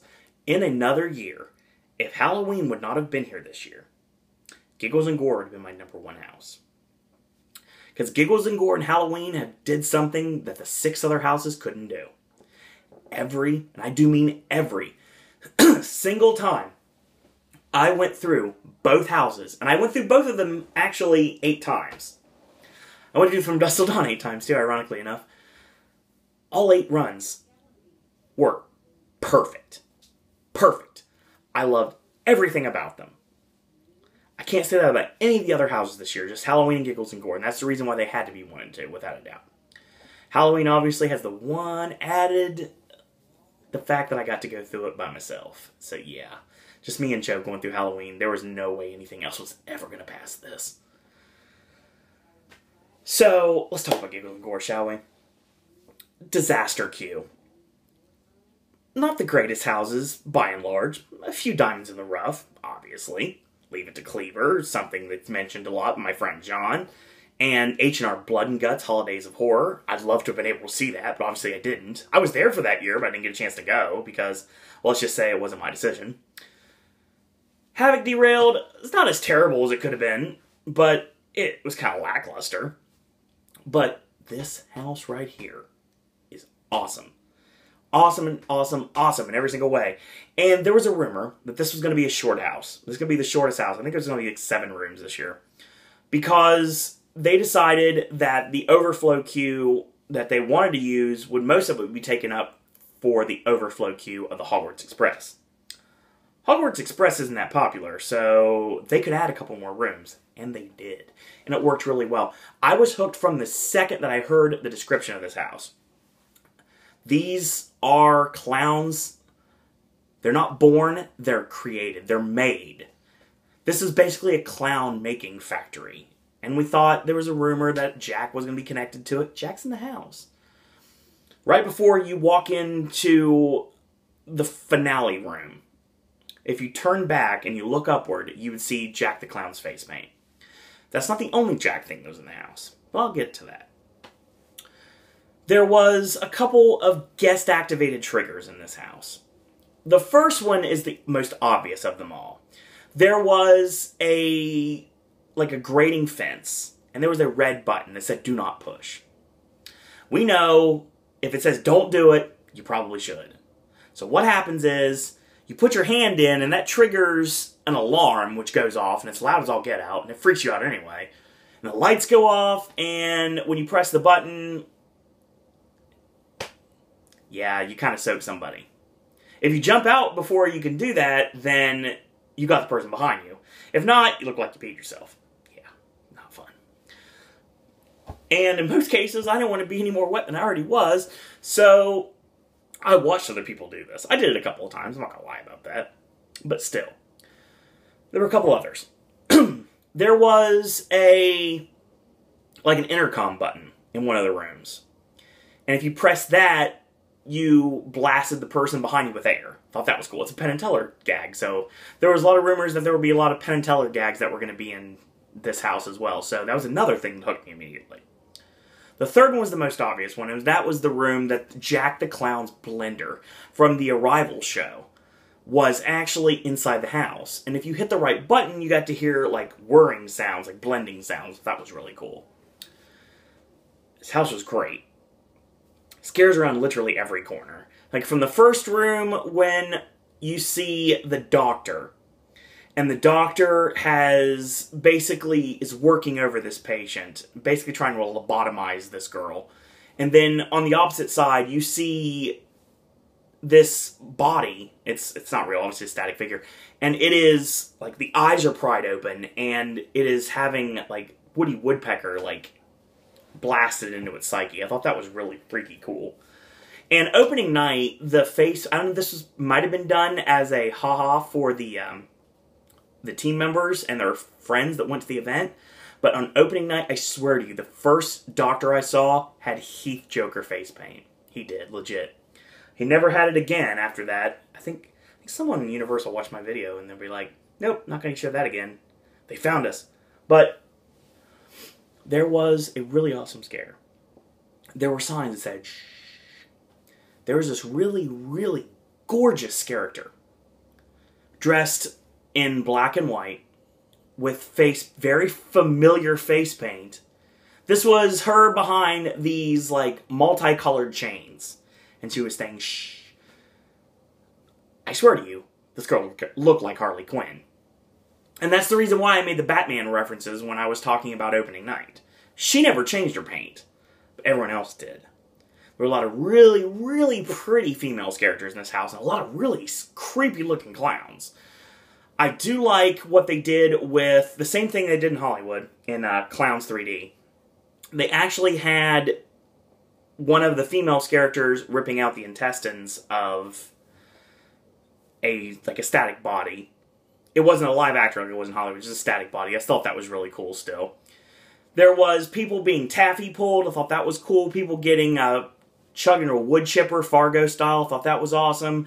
We got into our final room. It was for the discarded.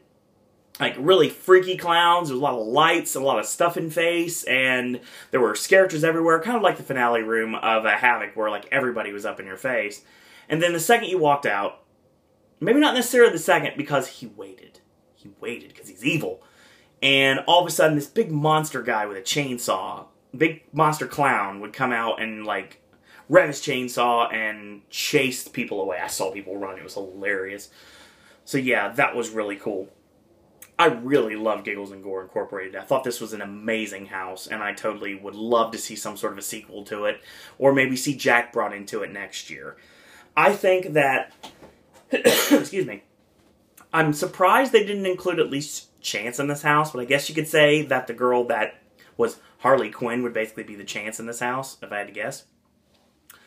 Jack's paint was there, Jack's blender was there, Jack was not in there, but I thought there would be a point that you'd actually would hear his laugh, like, over an intercom or something. We didn't do that either, but it's still totally amazing. His house was great. Very visceral. A lot of really awesome gore. And the queue line, number one, the disaster queue line lies. It says 20 minutes, probably 30. 30 is probably 45. 45 is probably 60. 60, you're probably waiting an hour and a half. But it was really fun because you had this really weird, like, music mix. Because on the right-hand side, you had the Rocky Horror Tribute Show, which you could obviously hear some very iconic Rocky Horror songs. On the left-hand side, you had industrial rock music played to actual video of legitimate surgery and creepy clown pictures. Yeah, this was not a very fun Q video to watch. Not at all. So, Walking Dead, at least you got trivia. So, that was what we've got right now. And unfortunately, as the event went on, I did not get a chance to see this. To make up for the huge crowds, they actually created Q videos for all the house experiences. They would show Q videos of previous houses, and, like, behind the screens videos, just basically to get you hyped, and, if anything, just to basically, like, keep you, like, occupied while you were waiting in a long, long line. But yeah, Giggles and Gore Incorporated, incredible in every single way. And I really, really love this house. And I hope that it gets some sort of a sequel somewhere down the line. Because I'd love to revisit this house again, without a doubt. I should have got something to drink. I really should have. So, I apologize. The last house, Halloween. Nothing could have prepared me for Halloween. The fact that you only have one person in the house, like, going after you. And that's it. That's it. The only character you have in the house actually trying to scare you is Michael Myers himself. And maybe it couldn't have worked sometime, but it worked brilliantly. This house has been something that you can definitely tell Mike Aiello and the Universal A&D group have been wanting to do forever. They got American Werewolf last year, and they got Halloween this year, and who knows what they're going to get next year. Passion projects will be in play, without a doubt. I don't think it's the last time we're going to see Haddonfield in Orlando, either. Oh no, I guarantee that we're returning to Michael Myers. He's coming home again somewhere down the line. Might be a couple years, but I think Halloween does return, because I'm sure it would. So, we'll talk about Halloween real quick. The iconic scares are there. Everything is there. The facade, the Myers house, the pumpkin, the Q video that actually shows when the actual killings, when Michael kills his sister, all that stuff's there. And then the last thing you see is like Michael Myers' face just pop open and it's like, Halloween. It's freaking amazing. You hear the very iconic music playing, and you can hear faint screams coming from the house. So you knew that you were in for fun and a really intense time. I will say that this being in a sprung tent was something that people were kind of turned off by originally. They're like, I don't know, it should be in a soundstage. This house has done so well, it makes me believe that somehow, some way, magically we have transported from a sprung tent in the very back of the park to a soundstage in the front of the park. It is that great. It's claustrophobic. Scares are extremely intense. Michael Myers is literally everywhere. I really like a lot of the awesome scares in this house. Michael Myers isn't the only person in this house. Obviously, he's strangling a person in the car. There's an actual car, an actual garage inside this house. I thought that was really cool. He's strangling a girl with a telephone. Like a telephone cord. I thought that was great. You actually see a ghost. You see the normal ghost, and then of course Michael Myers pops out there, and I thought that's intense. You get to walk through the actual closet, and you get to see a very familiar sweater, a very familiar red and green sweater that's there. Maybe a hint? We'll talk about that. So, at another time. So, we've got that, and the scares, like, we're, like, on top of everything, and, like, all of a sudden, from the opening of the house, when you first walk in, and you see Samhain in blood across the top of the staircase, and you're walking towards, and the first thing you see is Michael, like, young Michael, come out in a clown mask. And then the awesome mirror scare where you actually see the clown mask, and then all of a sudden Michael Myers comes out and just like, and he comes out from the doors, and it's the kitchen scene when he impales the guy with the knife against the wall, and then he stares at you, and then he streaks towards you, and then there's the awesome room where you have all the static Michael figures, and they're doing this, but then there's also real characters in that house, and you don't know who's who, and there's strobe lights going off, so it's a dot, dot, dot, you never know what's going on with that. You have odes to Halloween 2 and Halloween 3. You have the trick-or-treaters from Halloween 3. The Silver Shamrock commercial's there. I didn't personally get to hear it, but I know it's there. You get to see The Thing on the television. Laurie's actually watching The Thing when she's laying on the couch relaxing. Michael comes from behind, and then no really attack there. It's just Michael kind of there to scare her. You see all sorts of really cool stuff, like the Howard the Duck comic book is there. A lot of really iconic imagery from the movies are there. And the finale, really great. When Dr. Loomis comes out of the door, shoots him, and he falls over the balcony, and that's the end of the house. But it's done on a trigger, so it's not a guarantee you're going to see it every single time. When it did work, it was awesome.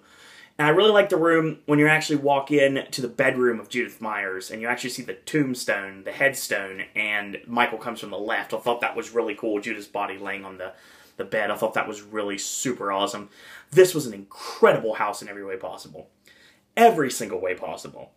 Made even more incredible by the fact that due to the HHN Compound meetup, me and Joe actually got to go through this alone. No one else in the house but us. There was only a few people that got to do this. Like a very select group of people got to do this, obviously. So this was like a very small group. But yeah, we had to go through Halloween alone, and that alone made it worth every second. And this was the most intense experience I've ever had inside a house. Coupled only with the fact that Joe and I got to go through the second half of American Werewolf in London last year, when there was no one else in the house. But this was just me and Joe being accosted by Michael Myers, and it was spectacular in every way possible. And he ran at one point, so it was basically me at one point, so that was really cool. But yeah, always had great run-throughs of Halloween. Always got different scares every single time. And right after you walked out of the house, you saw these giant hedges. And you didn't think anything of it. You thought it might just be, oh, this is decoration. Michael Myers is right there. Unless it was raining, then he wasn't. But nice nights he was there, and it was really cool. Great way to end the actual house.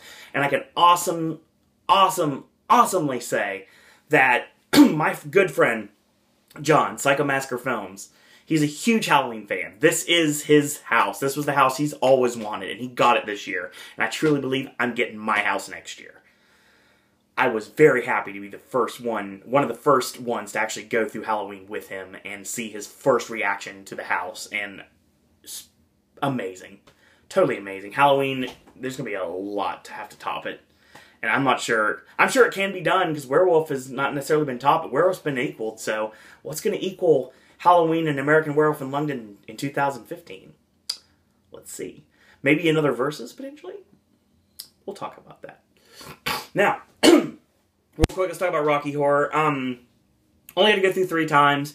Got a little bit of footage, but not much. This year was a lot less on the shoutbacks because there was a big rumor that Universal was kind of being like, no more shoutbacks because you're cursing and you're saying bad adult things at an adult event. Okay, that is given warnings and everything, so yeah, I don't know. But yeah, there was always that, and the shoutbacks were there. I noticed it right away when Joe and I sat down for the first show of Rocky Horror this year. It was awesome. Totally awesome. Some new cast members this year. Rocky's different. And I thought that there were a couple other Peanut Gallery members that were a little different. Columbia was different this year, too. I like Riff Raff a lot. Rocky can only be made perfect by Frankenfurter, and Frankenfurter was amazing this year. I thought it was awesome. I like the Frankenfurter 2013, but I also like the Frankenfurter this year. I thought all of them worked really well. Brad and Janet were amazing. Columbia was really great, as always. The Peanut Gallery were really great. With the crowd, the people that actually stayed, because there were a couple times. Number one, that people would leave, because they were like, I don't like this. Number two, I actually had the rich weirdos on the left-hand side of me when I was watching Rocky Horror one night, and they were actually pantomiming everything that was being done on the stage. That was really cool. So you got to watch 2 shows for one. That was, like, awesome. And that wasn't even something that was playing. It was just like they were just chilling out, hanging by the side of the stage, just doing everything. I thought that was sweet. So I liked that a lot. And I really enjoyed it. I thought it was a great experience. At Rocky Horror, this was awesome this year. And I don't know if it'll return next year or not. I do think that if there is a Jack House and it stays clown-heavy in Disaster, I think that we have your Jack Show in Beetlejuice. I think you have your Jack House in Disaster, and I think you have your Clown Scare Zone outside of Disaster. Something we thought we'd get this year that we didn't. So that's what I think may end up happening. We may end up saying bye to Rocky Horror this year, but I don't know. Maybe not. I do think we get a Jack Show next year, but it depends. Who knows? Maybe they could just put it in Animal Actors, like I said earlier this year. Who knows? Let's talk about it later. So shout-outs to all the awesome casts of the Rocky Horror Tribute Show. All of them are great. I love the acting. I love the music. I thought it was amazing. I thought the live singing was great. I'd really like to hear if Bill and Ted actually got live singing one of these years. It did a little bit, obviously. Elsa definitely had the live singing, and Anna did the live singing, but when it comes down to it, like, not much live singing. I'd like to hear more live singing in the production. I thought that would be great. But Rocky Horror, awesome. Had a great time watching it. 3 different times. All great experiences. So yeah, Rocky Horror Tribute Show definitely was great. Let's talk Bill and Ted. Let's talk Bill and Ted. So, Bill and Ted this year. This would be my 3rd Bill and Ted show, and easily the best. The setup this year, you'd think this was something that would upset me, but I actually laughed hysterically during it. This is all about shooting on Disney. Not gonna lie, it really was. Basically, we started with this thing called a magical tracking band. You know, these things. These wonderful things that I don't have right now. I'm gonna show you on camera. There we go. Apparently, I don't have my magical tracking band with me. This is what they come in. So, it's a magical tracking band, and apparently everyone's asking you to wear one. And what they are basically are, they're making people drop dead. So, Bill and Ted are going undercover as college students in order to find out who's killing the other students with these magical tracking bands. This show is awesome this year. I super love Bill and Ted. I will say real quick, I don't know this for a fact, so I can't really say anything more than this. There is a rumor, and I do mean a rumor, I don't know this to be true yet, it hasn't been confirmed yet, that the actor that's actually playing Bill this year, this might be his last year of the show. if that is the case, before I get started with anything, even before my shoutouts to put him over later on, I do want to say that I've enjoyed the actor's portrayal of Bill in Bill and Ted's Excellent Halloween Adventure for the last 3 years. And since we're both wrestling fans, it makes sense to say this. I wish him the very best in all his future endeavors.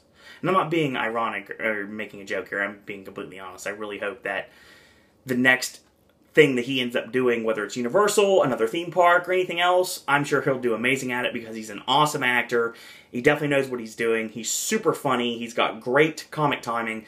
And I hope that Universal keeps him in some form or another in the parks. It'd be really great to see him again. So yeah, that's real quick. I don't know if it's true or not. This is rumors that we heard. Let's talk Bill and Ted, shall we? So like I said, the magical tracking bands are killing people. So Bill and Ted have to go undercover to figure out what's going on. Of course, they meet up with Ice Cube, because we're setting up the 22 Jump Street reference. It's funny because there was a joke that was actually made on the Horror Night Nightmares message board earlier this year that, hey, what if they did like 21 Jump Street and they like call it like 420 Hump Street? That's exactly what the mailbox of the frat house says. 420 Hump Street. It's basically 21 Jump Street mixed with Neighbors this year. Well, not Neighbors, but the Zac Efron character in Neighbors. Just a Zac Efron character in Neighbors. There's not even a Dave Franco, which is a sad, sad shame. Just Zac Efron. The show this year is absolutely hilarious. Was absolutely hilarious. I really wish I had video footage of this because it is awesome. Everything is great. You hit all the main high spots of the year. The only thing I really didn't get was Tim Howard. Apparently, he's a soccer player or a football player, depending on what country you're watching this in. This was after Ted did the State Farm reference, and then Tim Howard comes out and like, he can save anything. And it's really funny because one of the nights he has the soccer ball thrown out the top of the frat house window, and he actually got hit by it. He almost hit Ted one night, if I remember correctly. So yeah, that was really funny. Anybody you could think of is in this. It starts out with Zac Efron comes out, and they bring out the new pledge of Smegma Pi Delta, and it's Justin Bieber. And after they fool around with him a little bit, they introduce Red from Orange is the New Black, and she reads the rules, and then we start into the first number, which is Paradise City, which of course features the awesome Bill and Ted dancers, including my girl, hashtag the other one. And we kick right into We Will Rock You, and Bill and Ted show up. They come out of the phone booth, and right away we're introduced to the beginning of the story. Ice Cube comes up to set up the story, and then we go from there. I mean, we see all sorts of different things. Obviously, Bill and Ted end up running into Professor Xavier, and he brings out, he calls her Mystical, but obviously it is Mystique.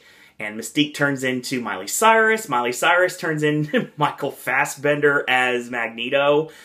But it's completely, like, messed up. So basically it's Michael Fassbender with a Magneto helmet dressed like Miley Cyrus, which is hilarious, by the way. Kind of like the Benedict Cumberbatch joke from last year, which I also laughed at. No Cumberbatch jokes this year. Well, okay, I'll take that back. There's one major Cumberbatch joke this year. We'll talk about that in a minute. So, as we progress to the show, I may not get the actual order in order, but I'll try the best I can. So, they give them these helmets, and they can control students using their mind. Well, Bill puts on the helmet,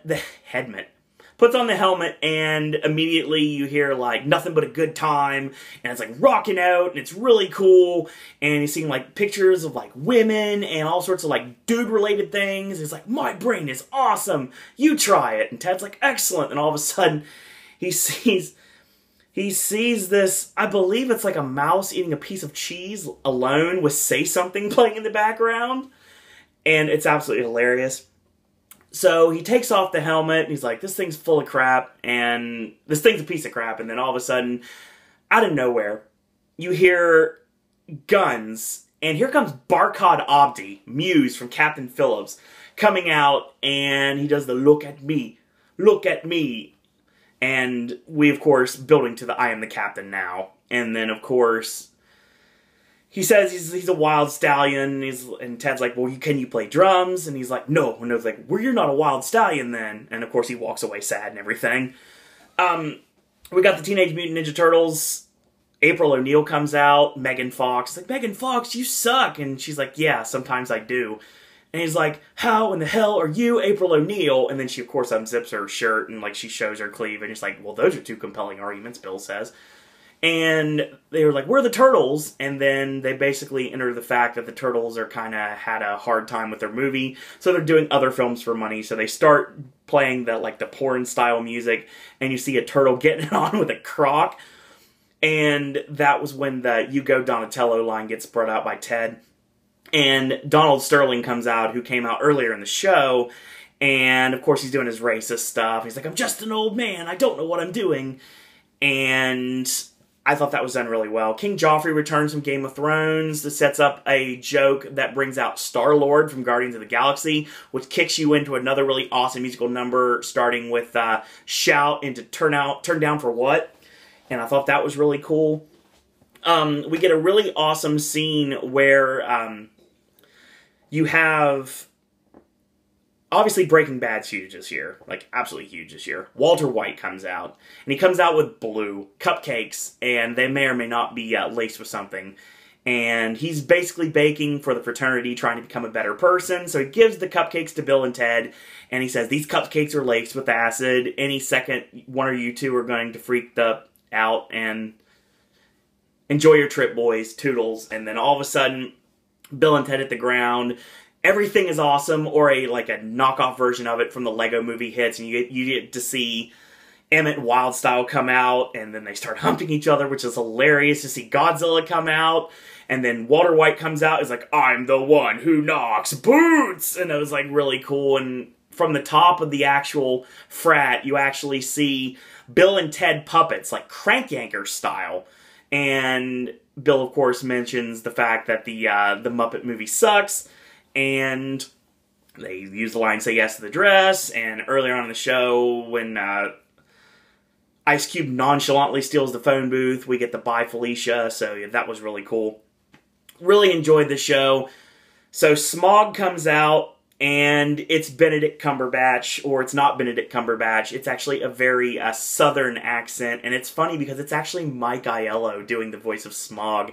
So Hiccup comes out from the crowd and he says, I'm done with training dragons, it's time to slay these sons of bitches. So he comes down and of course he starts fighting the actual puppet and stabs the puppet. And the puppet basically dies. And he says, oh no, I'm dying, y'all. You can't die, you're just a puppet. I'm dying, y'all. I'm puppet dying. And then it just dies over. It's hilarious. Absolutely, really, really super funny. And Mike Aiello made it work even better. It was funny because Aiello's using a really, really southern accent, and he's like, I'm Smog, I'm guarding the gold. He's like, you don't sound anything like Benedict Cumberbatch. He's like, we can clearly see your puppeteers. He's like, sometimes they tickle. Really, really funny stuff. We get, of course, the Frozen reference, which is spectacular this year. So, Anna comes out, and she comes out with a beer stein. And it's funny because Bill and Ted are like, Bill goes, two hot cocos, your most Swiss missness. And she turns around, she's like, screw you, I'm looking for my sister, have you seen her, bad wig, frozen heart, hates men. Have you seen her anytime soon? And they're like, no. And he's like, what do you have in the mug? And he's like, oh, that's my dear friend Olaf. And she sings In Summer and pours it out, this water out of the stein. They're like, bogus. And all of a sudden, a carrot falls out. And we make the same, that's a dick joke line from 2013, the thing that Penny says in the opening of the show. But I thought that was really funny. And they make a reference to the line that if you want to see the princesses, you have to wait, just like everybody else. It's 425 minutes. It's really, really funny. The main spot here is when Elsa comes out, And she sings "Do You Want to Eat a Snow Cone" to a huge pop from the crowd every single night. Got standing ovations every single night. Brought the house down. This actress is amazing. And she was, she did Honey Boo Boo in 2012. She was Melissa McCarthy in The Heat in 2013. And this year she's doing, and she was Paula Deen last year too.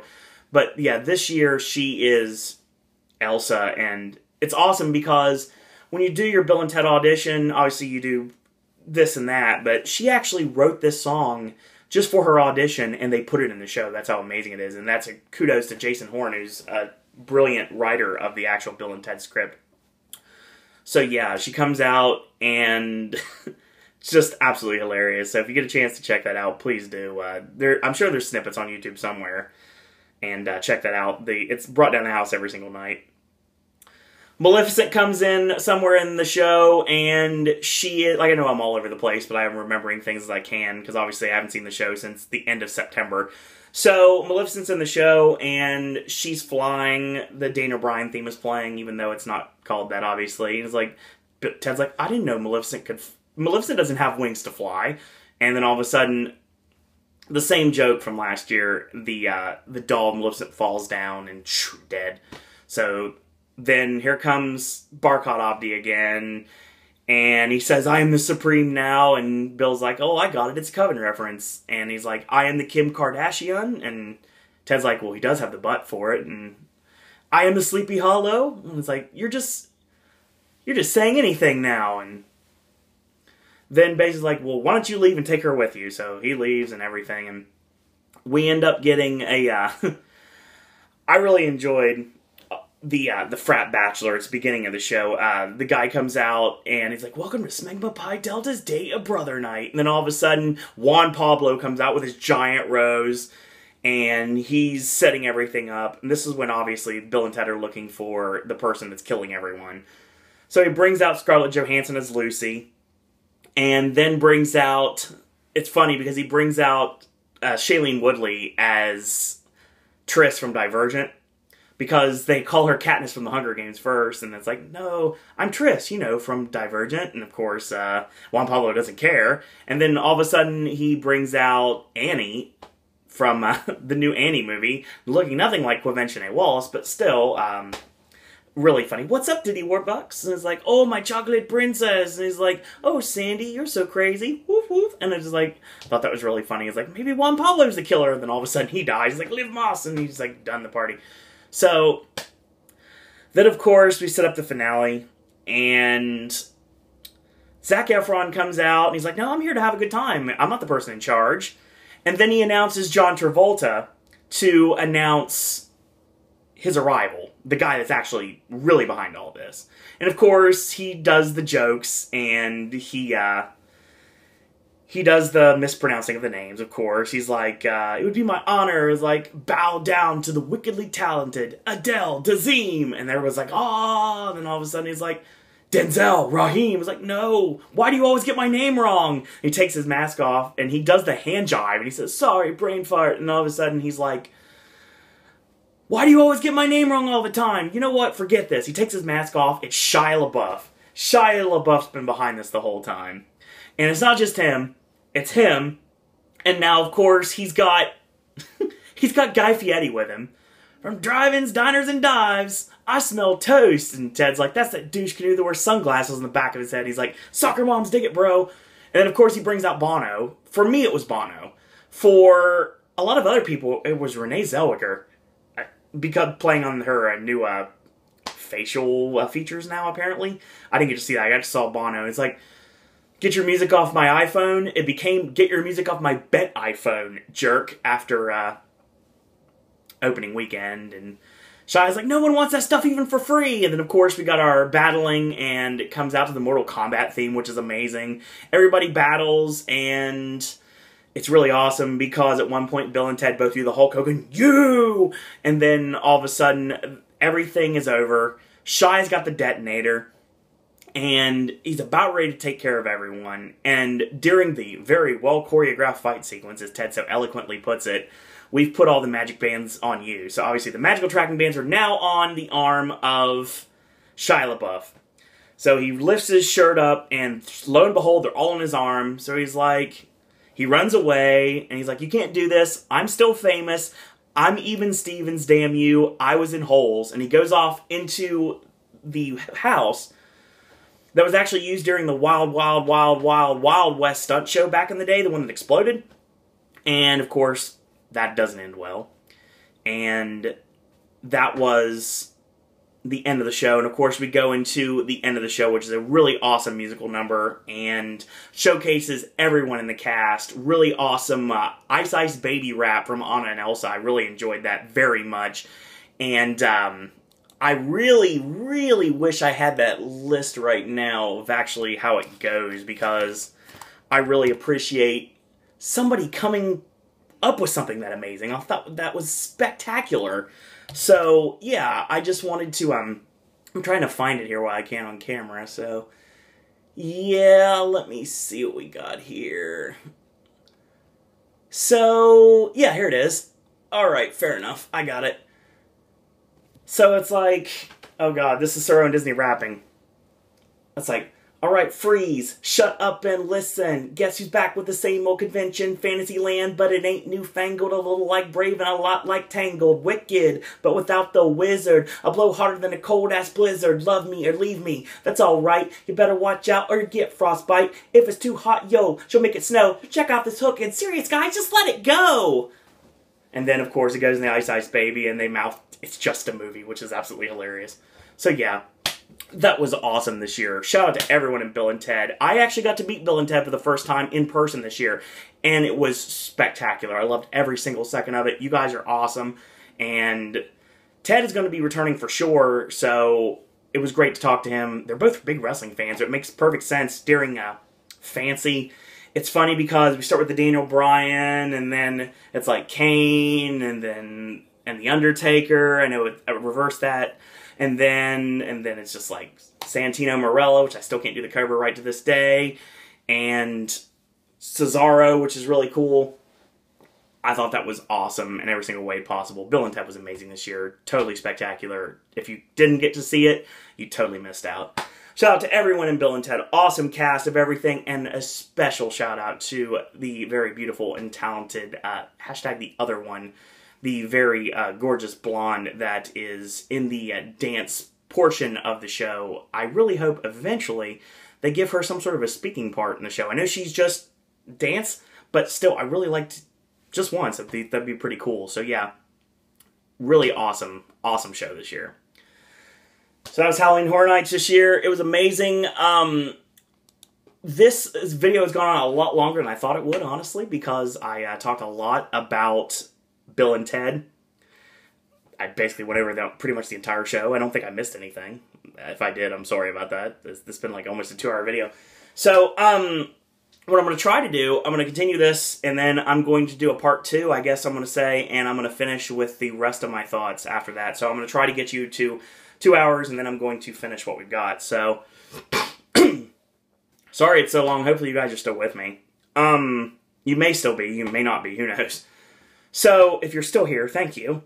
So let's talk a little bit about the Compound, shall we? HHN Compound was created, basically, it's kind of a scavenger hunt, pretty much. You would team up with your friends, and you would take pictures via Twitter and Instagram, and the person that found everything would get, like, an HHN grab bag, basically, is what it would be.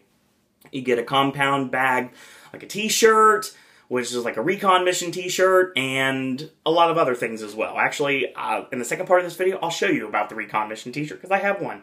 We'll talk about that. So, the HHN Compound, it had a lot of special things, like you could win screenings to Dracula Untold. Or the big one, you could win screening to Halloween. Like a special screening of Halloween at the AMC at City Walk. The one that I got to go to was the first one, which was the Compound meetup, that you could tell people what you were scared of, or your evil laugh. I think there was one more as well. And, you got into this meetup. It was a very select group. It was you and a guest.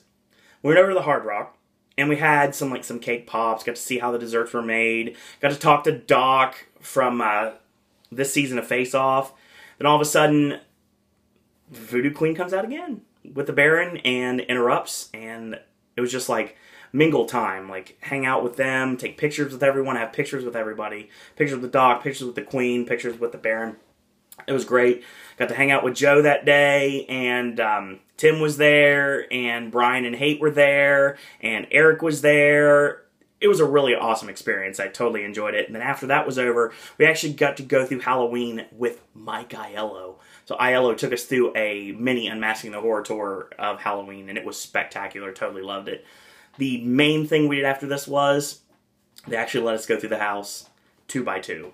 So we got to go through the house alone, just me and Joe going through Halloween alone, and it's a completely different experience if you get to go through a house when it's just you and the characters, and that's it. Just awesome. Cannot be put into words how amazing it was. Unfortunately, I didn't get a chance to do most of the compound missions because of the rain. The rain kind of hurt a lot of things. Don't really want to have my phone out if it's raining, because I've learned that if I have my phone out when it's raining, it's not a good thing at all. So this right here, I will state real quick, I liked Compound for what I could do with it, but I wasn't able to really experience it like I'd like to. I wish I could have had a better chance to go after things. And then there were these rumors that, when's Legendary Truth coming back? I mean, bring back Legendary Truth, hashtag bring back LT. And for the last 4 days of the event, they actually did. And they brought back Legendary Truth by a special app, which is actually called TEST. TEST stands for Tactical Evaluation of Spectrum Terrors. And TEST was basically an app that would be utilized through your smartphone, and you could go through the houses and different scare zones and hit different things, and if you got everything you needed to get for the night, you got a special badge. Well, if you got everything you needed to do after that, you got a card with the Legendary Truth logo on it, and it actually lets you go to a special experience. And this experience was actually only available to the people that were actually there in person, which unfortunately I was not one of them. I'd like to have been there, but obviously I wasn't. So apparently, from what I heard, you go into this room and they scan your body parts using a tablet. Now, each body part apparently triggered some sort of a video that was based upon one of the Legions of Horror from 2012. They were Q videos from 2004. This is according to someone on the Horror Unearthed Facebook page, so I don't know anything more personally. I wish I did. The second room, you went to a Ouija board, and there's lights everywhere. It's like a seance, basically. There's all 6 Legions on the side of the table, and everyone puts their hands on the Ouija board, and they rotate it. Then you go into a hallway, and apparently you get another tablet. Well, this tablet reads messages on the wall, and also reads footprints that are on the floor. You walk into the final room, and apparently it was some sort of a funeral for the victim of Lazy Bastard from last year's Legendary Truth. The tablet pointed at a coffin, showed the ghost of the victim, and then pointed to a photo in the room. Another ghost appears you could ask questions to, and they would talk to you by name. So that was pretty cool what it sounded like. Obviously, I didn't get a chance to see it, but it sounds awesome. So,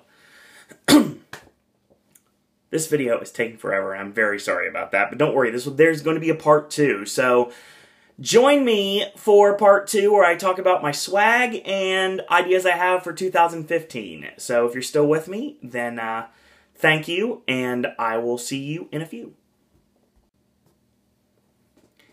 And we're back. And since, obviously, my editing skills are terrible, this is your cut. I said, and we're back. Part 2 apparently is going to be in the same video. Who would have thought? So, yeah, that was what I thought of Halloween Horror Nights 24. Another thing I missed on here, I went back and thought about it, and during the Bill and Ted finale, it ends with actually Axl Rose and Slash coming out to finish Paradise City, and that's how the end of the show is. I thought that was awesome. I thought the dancing in Selfie was amazing, and I really love the show overall. But I talked a lot about Bill and Ted, so I can't really talk about it anymore. What I'm going to do real quick, I'm going to show you guys my swag, and then I'm going to give you ideas what I think for 2015, at least really early. And then I'm going to give my final shoutouts for 2014. Okay. Now, obviously this is the time of the year that we take a break as Halloween Horror Nights updaters here on YouTube, and we do other things. Some people disappear, some people do movie reviews, some people do other things. But we disappear for a while. Obviously, you know, I'm not going anywhere, because I don't go anywhere, I'm here every day. But my Horror Nights videos, this is probably the end, at least until I find out something new. So, let's talk about what I'm thinking for next year. But before I do that, I want to bring up my swag. So let's talk about my swag, shall we? First, I'm going to start with my, this is my ticket right here. This is my preview night ticket. See? Very nice. I like that. Very appreciative. Not for sale. And I want to show you the lanyard I bought. I have this all beside me here. This is the Halloween Horror Nights red lanyard this year. That was nice. Look at it. Looks kind of cool. Got the, I'll show you the Halloween Horror Nights logo, and then I'll show you the 24 on that side. And of course, got that pouch there. Lanyards are a godsend at Halloween Horror Nights, straight up. So I got that. Let me throw this to the side here. This one's seen better days. This is my lanyard from the actual event. This right here on the front, this is my Rush of Fear pass. This is the back is the only express pass I had for the event. For the last night, which I didn't really use very well. Yeah, I know. You guys are laughing at this. I have a Walking Dead lanyard. See, you have this right here. It's double-sided, which I didn't realize. I was like, hey, there's 2 lanyards this year. No, it's double-sided because I'm an idiot. See, there it says, those who arrive, survive, Terminus, and the Halloween Horror Nights logo there. And then on the back, you see this awesomeness right there. Look how cool that looks. That looks great, doesn't it? Like that. Walking Dead, Halloween Horror Nights. Now, Halloween Nights 24 is Halloween Horror Nights, so that could be sold on either coast. I got this from the BK Lounge. This is from Burger King. Got this. That's nice. And also from the BK Lounge, I got one of these Halloween Horror Nights sacks, like the Burger King sacks. Show you this. That's a Halloween Horror Nights sack. There's the back. You can save up to $50, apparently. There's that. Got that. And for preview night, they actually gave us this. This was on the UO Team website for team members. So this is the advanced screaming map. This is how this works, and I'll show this more to you guys. Showtimes for Bill and Ted and Rocky Horror. The fact that there were no rides running, it was just basically scare zones, houses, and shows. No rides. So it was basically just that. And you could see the dining options. You have Fast Food Boulevard, Mel's, Louis, and the Monsters Cafe. And if you notice, there are houses opened at 7 from dusk till dawn, AVP, Halloween, and Dollhouse, and then at 7:30, Walking Dead, Dracula, Giggles, and Gore in Roanoke. There are the showings of Bill and Ted, 8, 9:15, 10:30, and 11:45. Somehow did not make that. Rocky Horror was 8:30, 9:45, and 11 o'clock. Now, you could see the event was from 7 to 1. So technically I was here till 1 o'clock, but I didn't actually get the maze for 1 o'clock. These, the map for 1 o'clock. These have seen better days, of course. These are the event guides for the year. Got a couple of those.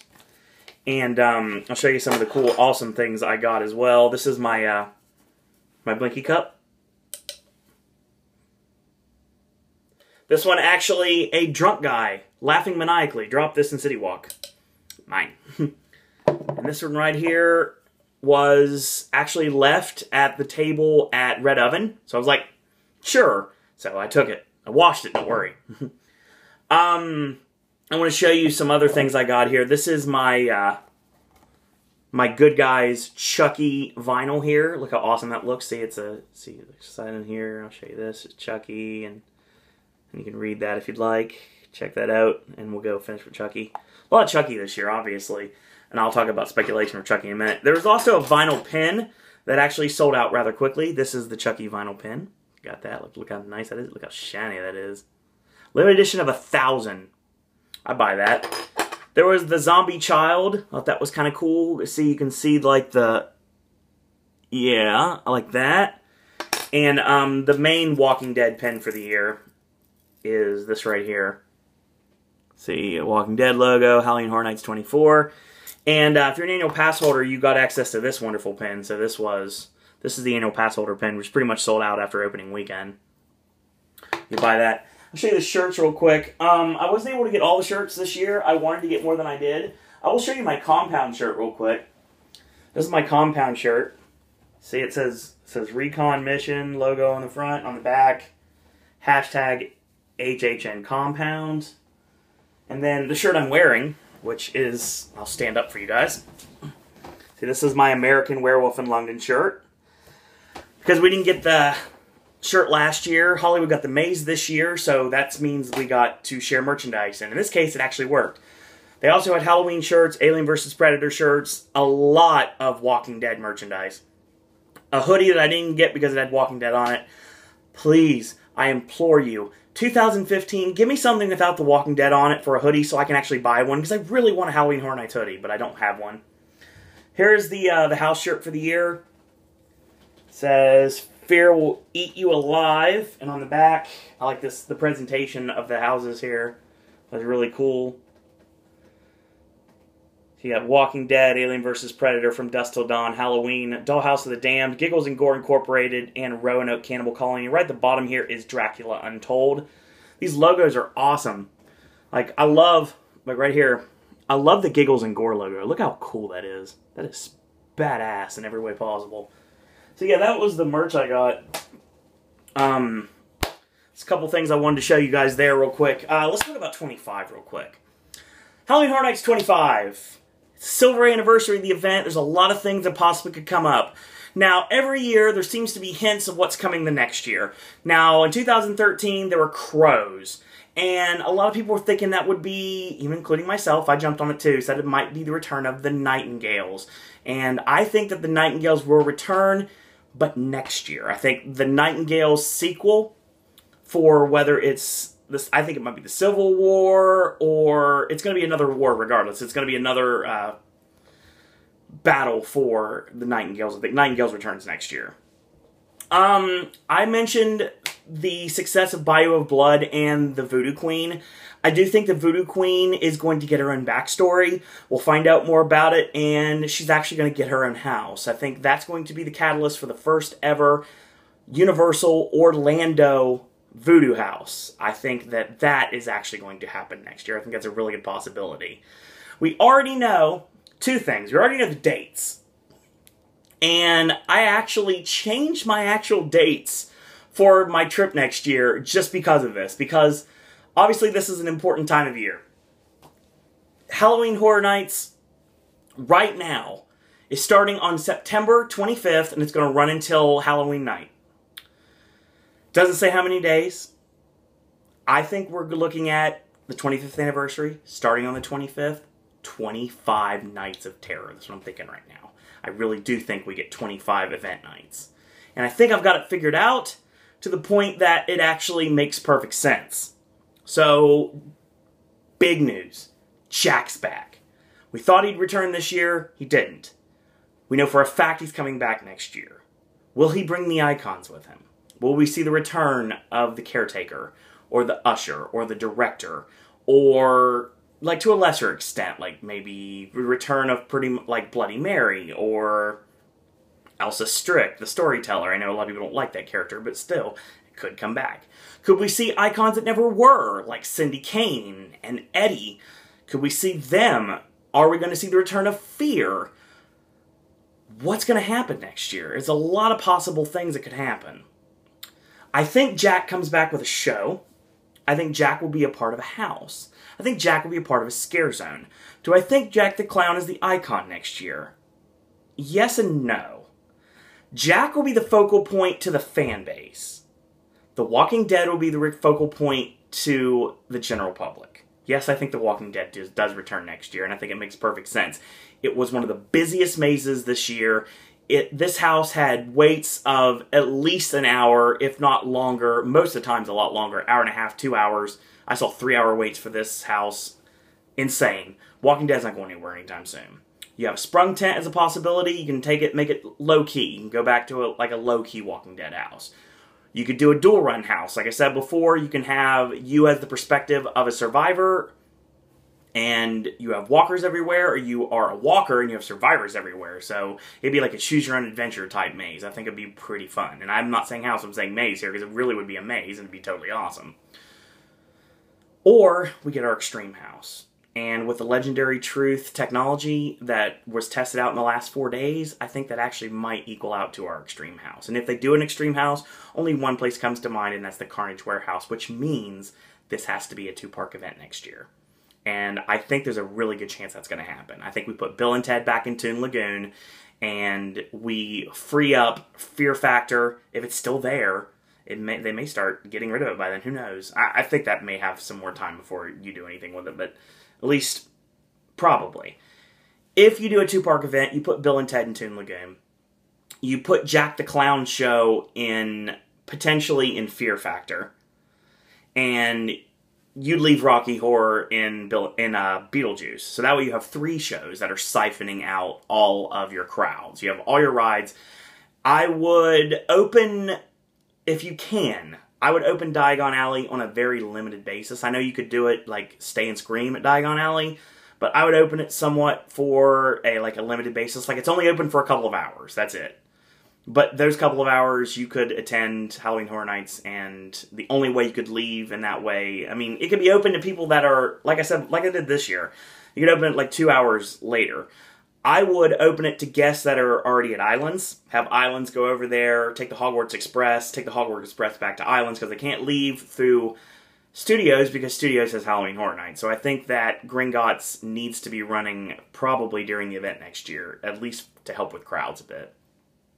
Scarezones, possibility of an Icon Scarezone, like a series of Icon Scarezones. I do think that if we get another Clown House, another Jack the Clown House this year, maybe something tying in with Giggles and Gore Incorporated potentially, maybe going back to the Funhouse concept, I do think that we possibly could see a Clown Scarezone this year. I do think that 2015 may actually see Eddie back to the event. Maybe Eddie leading the Chainsaw Drill team around the park. I think that would be an awesome idea. I think it would work really well.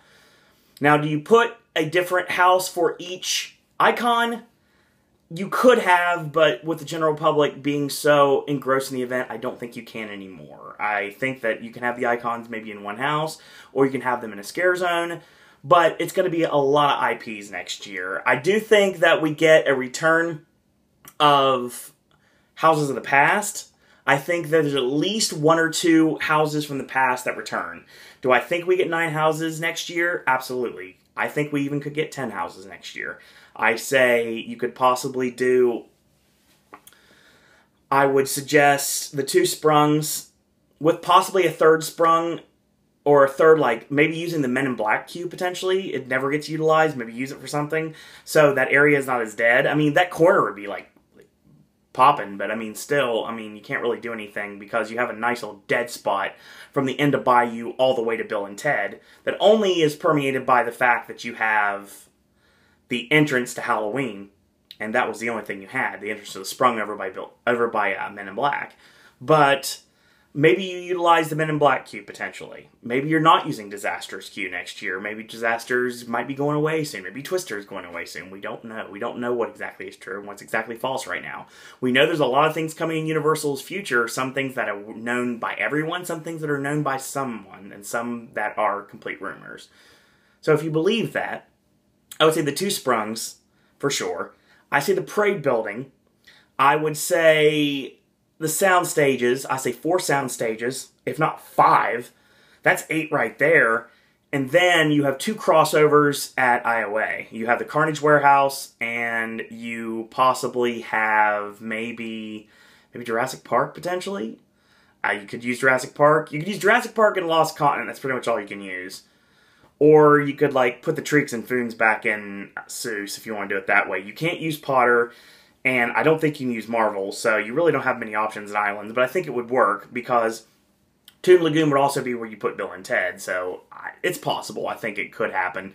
2-park event, I think it's more likely than ever before, and if that's the case, I say we go 5 and 5 next year. I think we go 5 originals and 5 IPs, if not 4 originals and 6 IPs. That makes sense. What are we looking at to return for IPs next year? Well, first off, there was a scrapped house that had a boogeyman base to it that could have been based upon Legendary Truth. That was a rumor. I think that does come this year. I think it comes to 25. I do think we get the Bayou of Blood house, and I think that we get a Jack the Clown house. I think we get a Return of Nightingales, and I think we may see a sequel house to something like maybe a Dead Exposure, or maybe we go all the way back to the first Halloween Horror Nights and do Dungeon of Terror, or maybe possibly going to Scream House, or just a lot of like the high spots of Halloween Horror Nights history. I think that could be a possibility this year as well.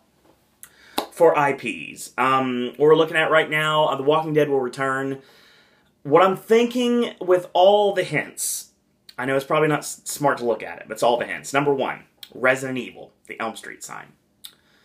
Number 2, the You've Been Warned, the Don't Sleep, and the fire, and then in Halloween with the actual sweater, Freddy's coming in 2015. I don't think he's coming alone. There is supposed to be a reboot of Friday the 13th coming up soon. And I know they have until 2015 to do a movie or they lose the contract.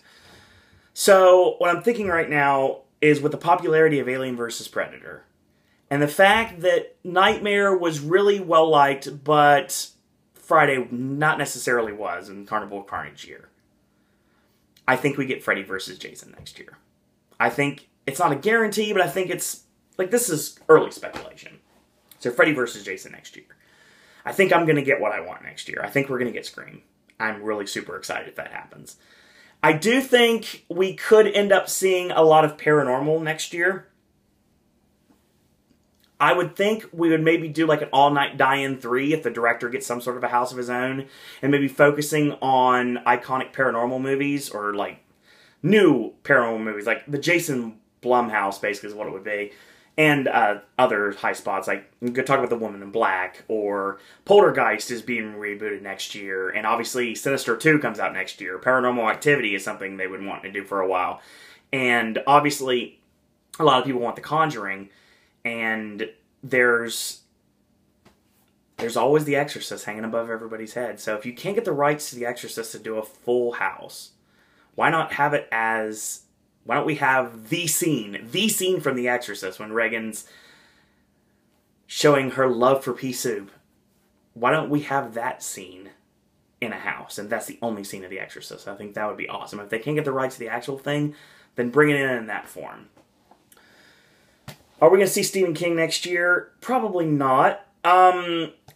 There are a lot of rumors talking about John Murdy might be on his way out in Hollywood sometime soon. He said it himself. He's not going to go forever, and he doesn't know exactly when it's going to be the last year. And this will be his 10th year coming up next year, which makes me really excited to be able to go to Hollywood's event next year, which I'm actually going to.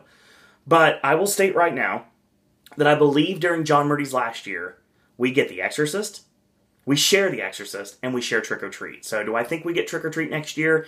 It depends on Murdy, honestly. I think they'll push hard to get it if it's a possibility. Obviously, we've seen the Sam dolls that you can win in the Carnival games. So, it's out there. It's a possibility. There's Hellraiser, which I know would make a lot of my Orlando United friends very happy. That's a possibility. You know, with Universal... Comcast buying BBC America, I heard this recently, maybe the catalyst for potentially Doctor Who finally going to Halloween Horror Nights in the next several years. Could happen. Possible. Music returning to Horror Nights? Probably not. I doubt it at this point. I'm thinking we got some icon, like, influence for the diehards, with the love the backstories, and we have some heavy-duty IPs to bring into the event for all the general public. They don't really care much about backstories. They're just like, dude, I want to get scared by Michael Myers in person. It'd be totally awesome. Speaking of Michael Myers, Halloween returning to the event, it will happen. I don't think it happens next year. I do think it will happen. Do I think we get an Aliens house eventually? Yes, I do. Do I think it's next year? No, I don't. I'd like to see Shaun of the Dead come to the event. The Zombie Containment Unit 115 from Busch Gardens at Hallow Scream. I'd love to see them do that with Shaun of the Dead. I thought that would be awesome. They could do it with Shaun of the Dead, they could do it with Zombieland, or they could just kill two birds with one stone and do it with The Walking Dead. That's something I'd like to see. So yeah, there's really a lot of possible things that could come to the event next year. How did Jack get out of the lantern? I think Legendary Truth stumbled upon the lantern and, like Fear, used mind control in order to get Legendary Truth to open the lantern and free all the icons. That's the reason why they're coming out next year. That's what I'm thinking. But I don't think it's Fear. There was a rumor that my good friend Hate to Fly talking about a prop master. I think the prop master may be the person behind everything. I think that's a possibility. Maybe the prop master is the person that basically played Legendary Truth for fools, made them into his or her own puppets, and got them to release the icons from the lantern so they can wreak havoc on everything and everyone. And I think that probably happens. American Horror Story. That's the question we get every single year. Is American Horror Story coming to Halloween Horror Nights next year? I don't think so. I do think that their laundry list of things they want in the house is something that may not be doable, at least for the time being. Do I think American Horror Story would work in the event? Yeah, I really do, especially with Freak Show. That season, like, is perfect. Custom made for a Carnival of Carnage year. If we get a Carnival of Carnage year, which we could. Because it would make sense, because you could have Jack, and your cards this time would be Ghostface, and a card with a split Freddy versus Jason, and then like the burnt zombie we always see promoting The Walking Dead. I think that would be awesome. So that's just me going out on a limb right now. This is me. It's me on out on a limb. Hi. Watch me fail. So yeah, that's just what I'm thinking right now in November. This isn't me even talking in 2015 yet. This is November. This is what I'm thinking right now. It's going to happen in the event. So I'm looking at Scream. I'm looking at The Walking Dead. I'm looking at Freddy vs. Jason. I think the Nightingale sequel house. I think we get a Jack house of some sort. I think we get our Legendary Truth Boogeyman house. I think we get a Bayou of Blood house. And I do think that we also get a paranormal house of some sort. Whether it's a return house of the past, whether it's something like a Dead End, that would be awesome, they get to see Dead End, or maybe like the Wyandotte estate potentially, or it's like an all-night die-in, which ties in like the Jason Blum properties, like talking about Sinister, and or possibly could bring in stuff like Poltergeist, or The Conjuring, or Paranormal Activity, or The Woman in Black, or Mama, or anything like that, really. I think that's the only way you could see those at the event, or it could possibly be finally when we get The Exorcist. Another thing I see coming to the event is, honestly, I'm thinking that we get a return of a House of the Past, done differently, possibly Dungeon of Terror, or maybe Scream House, potentially, and I think we're going to get something heavy-duty we're not expecting. I think we're getting a return of a video game property next year, and maybe Outlast, maybe The Evil Within. I think video games return to Halloween Horror Nights next year with a vengeance, and I do mean that, with a vengeance. I say at least 9 houses next year, if not 10. I say double parks next year. I say the icons return, but they're not for everyone. They're not going to be promoted as the icons, but they're basically going to be the icons. Like, obviously, you're not going to see, like, the playing cards. Well, obviously, if we do a Carnival of Carnage year, we have the playing cards of Freddy vs. Jason and Ghostface representing Scream and The Walking Dead all promoting right there. I mean, we could see that potentially. But I'm not sure at this point. There's a lot of different directions you can go with Halloween Horror Nights 25, but I'll tell you right now, I cannot wait, and I'm going to totally enjoy the ride. And the speculation season, which officially has begun in November. How awesome is that? So, over 2 hours later, if you're still with me, you deserve a cookie. And if I could give you a virtual cookie, I totally would. So, real quick, I'm going to throw out my shout-outs. And I'm going to end like I normally do. I'm going to throw out shout-outs to the awesome Orlando Universal Art and Design Group. I'm going to throw out a big shout-out to my good friend Mike Aiello, as well as Charles Gray and TJ Mannarino. And I do want to shout out my great Unmasking the Horror Tour guide, David. He's amazing. Ask for him if you get a chance. He's awesome. Matthew Miller, who was in charge of partially in charge of Legendary Truth Game last year. All of them from Universal, all of them Jam Up people. I want to shout out Derek and Seth from Touring Plans. I want to shout out Erik from Behind the Thrills, Ricky from Inside the Magic, Banks Lee from Attractions Magazine, Amusement Buzz, Mark, which is the man in the ManinMOLLEVest, JeremyFilmzz, Jeff the K-pop nerd, Patrick, Cory, Scarlett, the awesome fans that I met in the Purge, and then thus went through from dusk till dawn with. You guys are all super awesome. I also want to shout out Joe, Sean, Nick, and Mike from Parkscope, as well as Liz, Jake and Jay from Theme Park Insite, the Horror Night Nightmares themselves, HHN Crypt, HHN Rumors, and the Unofficial Universal Orlando podcast.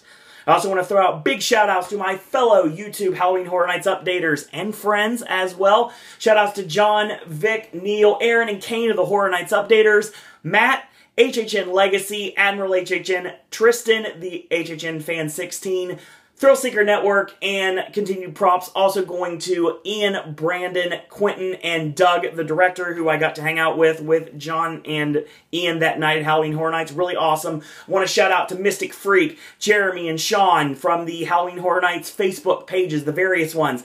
Alan Sheepley, Brian, HHN Owen, Homemade Haunt, Zombie CT, Taylor, HHN, Jack Reaper, Sal, Brian and Drew, Charles from Designing the Fear, and Kyle from View from the Cheap Seats, and the big reasons, huge reasons, that this channel even exists in the first place, my good friends Tim and Jen, as well as the incomparable Dr. Jimmy, and also want to shout out Morphan Scout, Mockingjay, Trig, Felipe, and Meg, all representing Orlando United and the awesome Orlando United group, Hate, Brian, and Drew.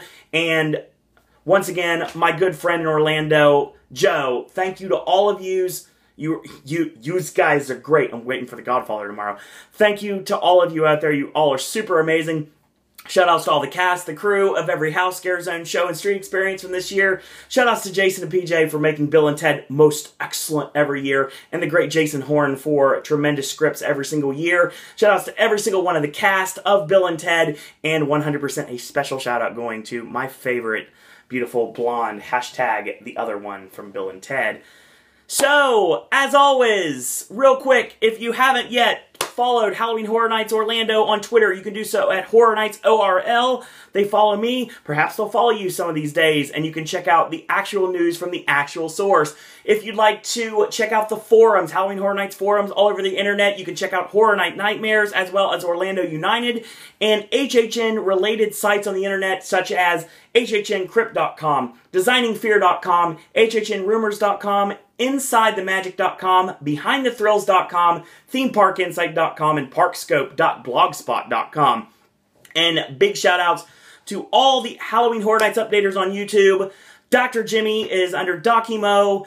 My friend Matt, HHN Trogdor, the Horror Nights updaters as a collective. My friend John, Psycho Massacre Films. My friend Vic, Dr. Emmett Brown 1. My friend Neil, UKHHN, The Red Steel TV, Deadly Fear 1283, Mr. Horror Nights, Admiral HHN, HHN Fan 16, Thrill Seeker Network, Crazy Englishman, JeremyFilmzz Double Z, with a double Z, of course, Disco Lazita, The Man in the MOLLEVest, The View from the Cheap Seats, Inside the Magic, and Yaytez, which is Behind the Thrills. You want to check them out as well. So, all you guys and girls out there are awesome. Thank you for helping make Halloween Horror Nights 24 such a success to me personally and to everyone that got a chance to attend the event. And I will join you guys very soon when I find out more rumors, speculation, and cold hard facts about Halloween Horror Nights 25. So until tomorrow, boys and girls, and until next haunt season, that's all I gotta say about that.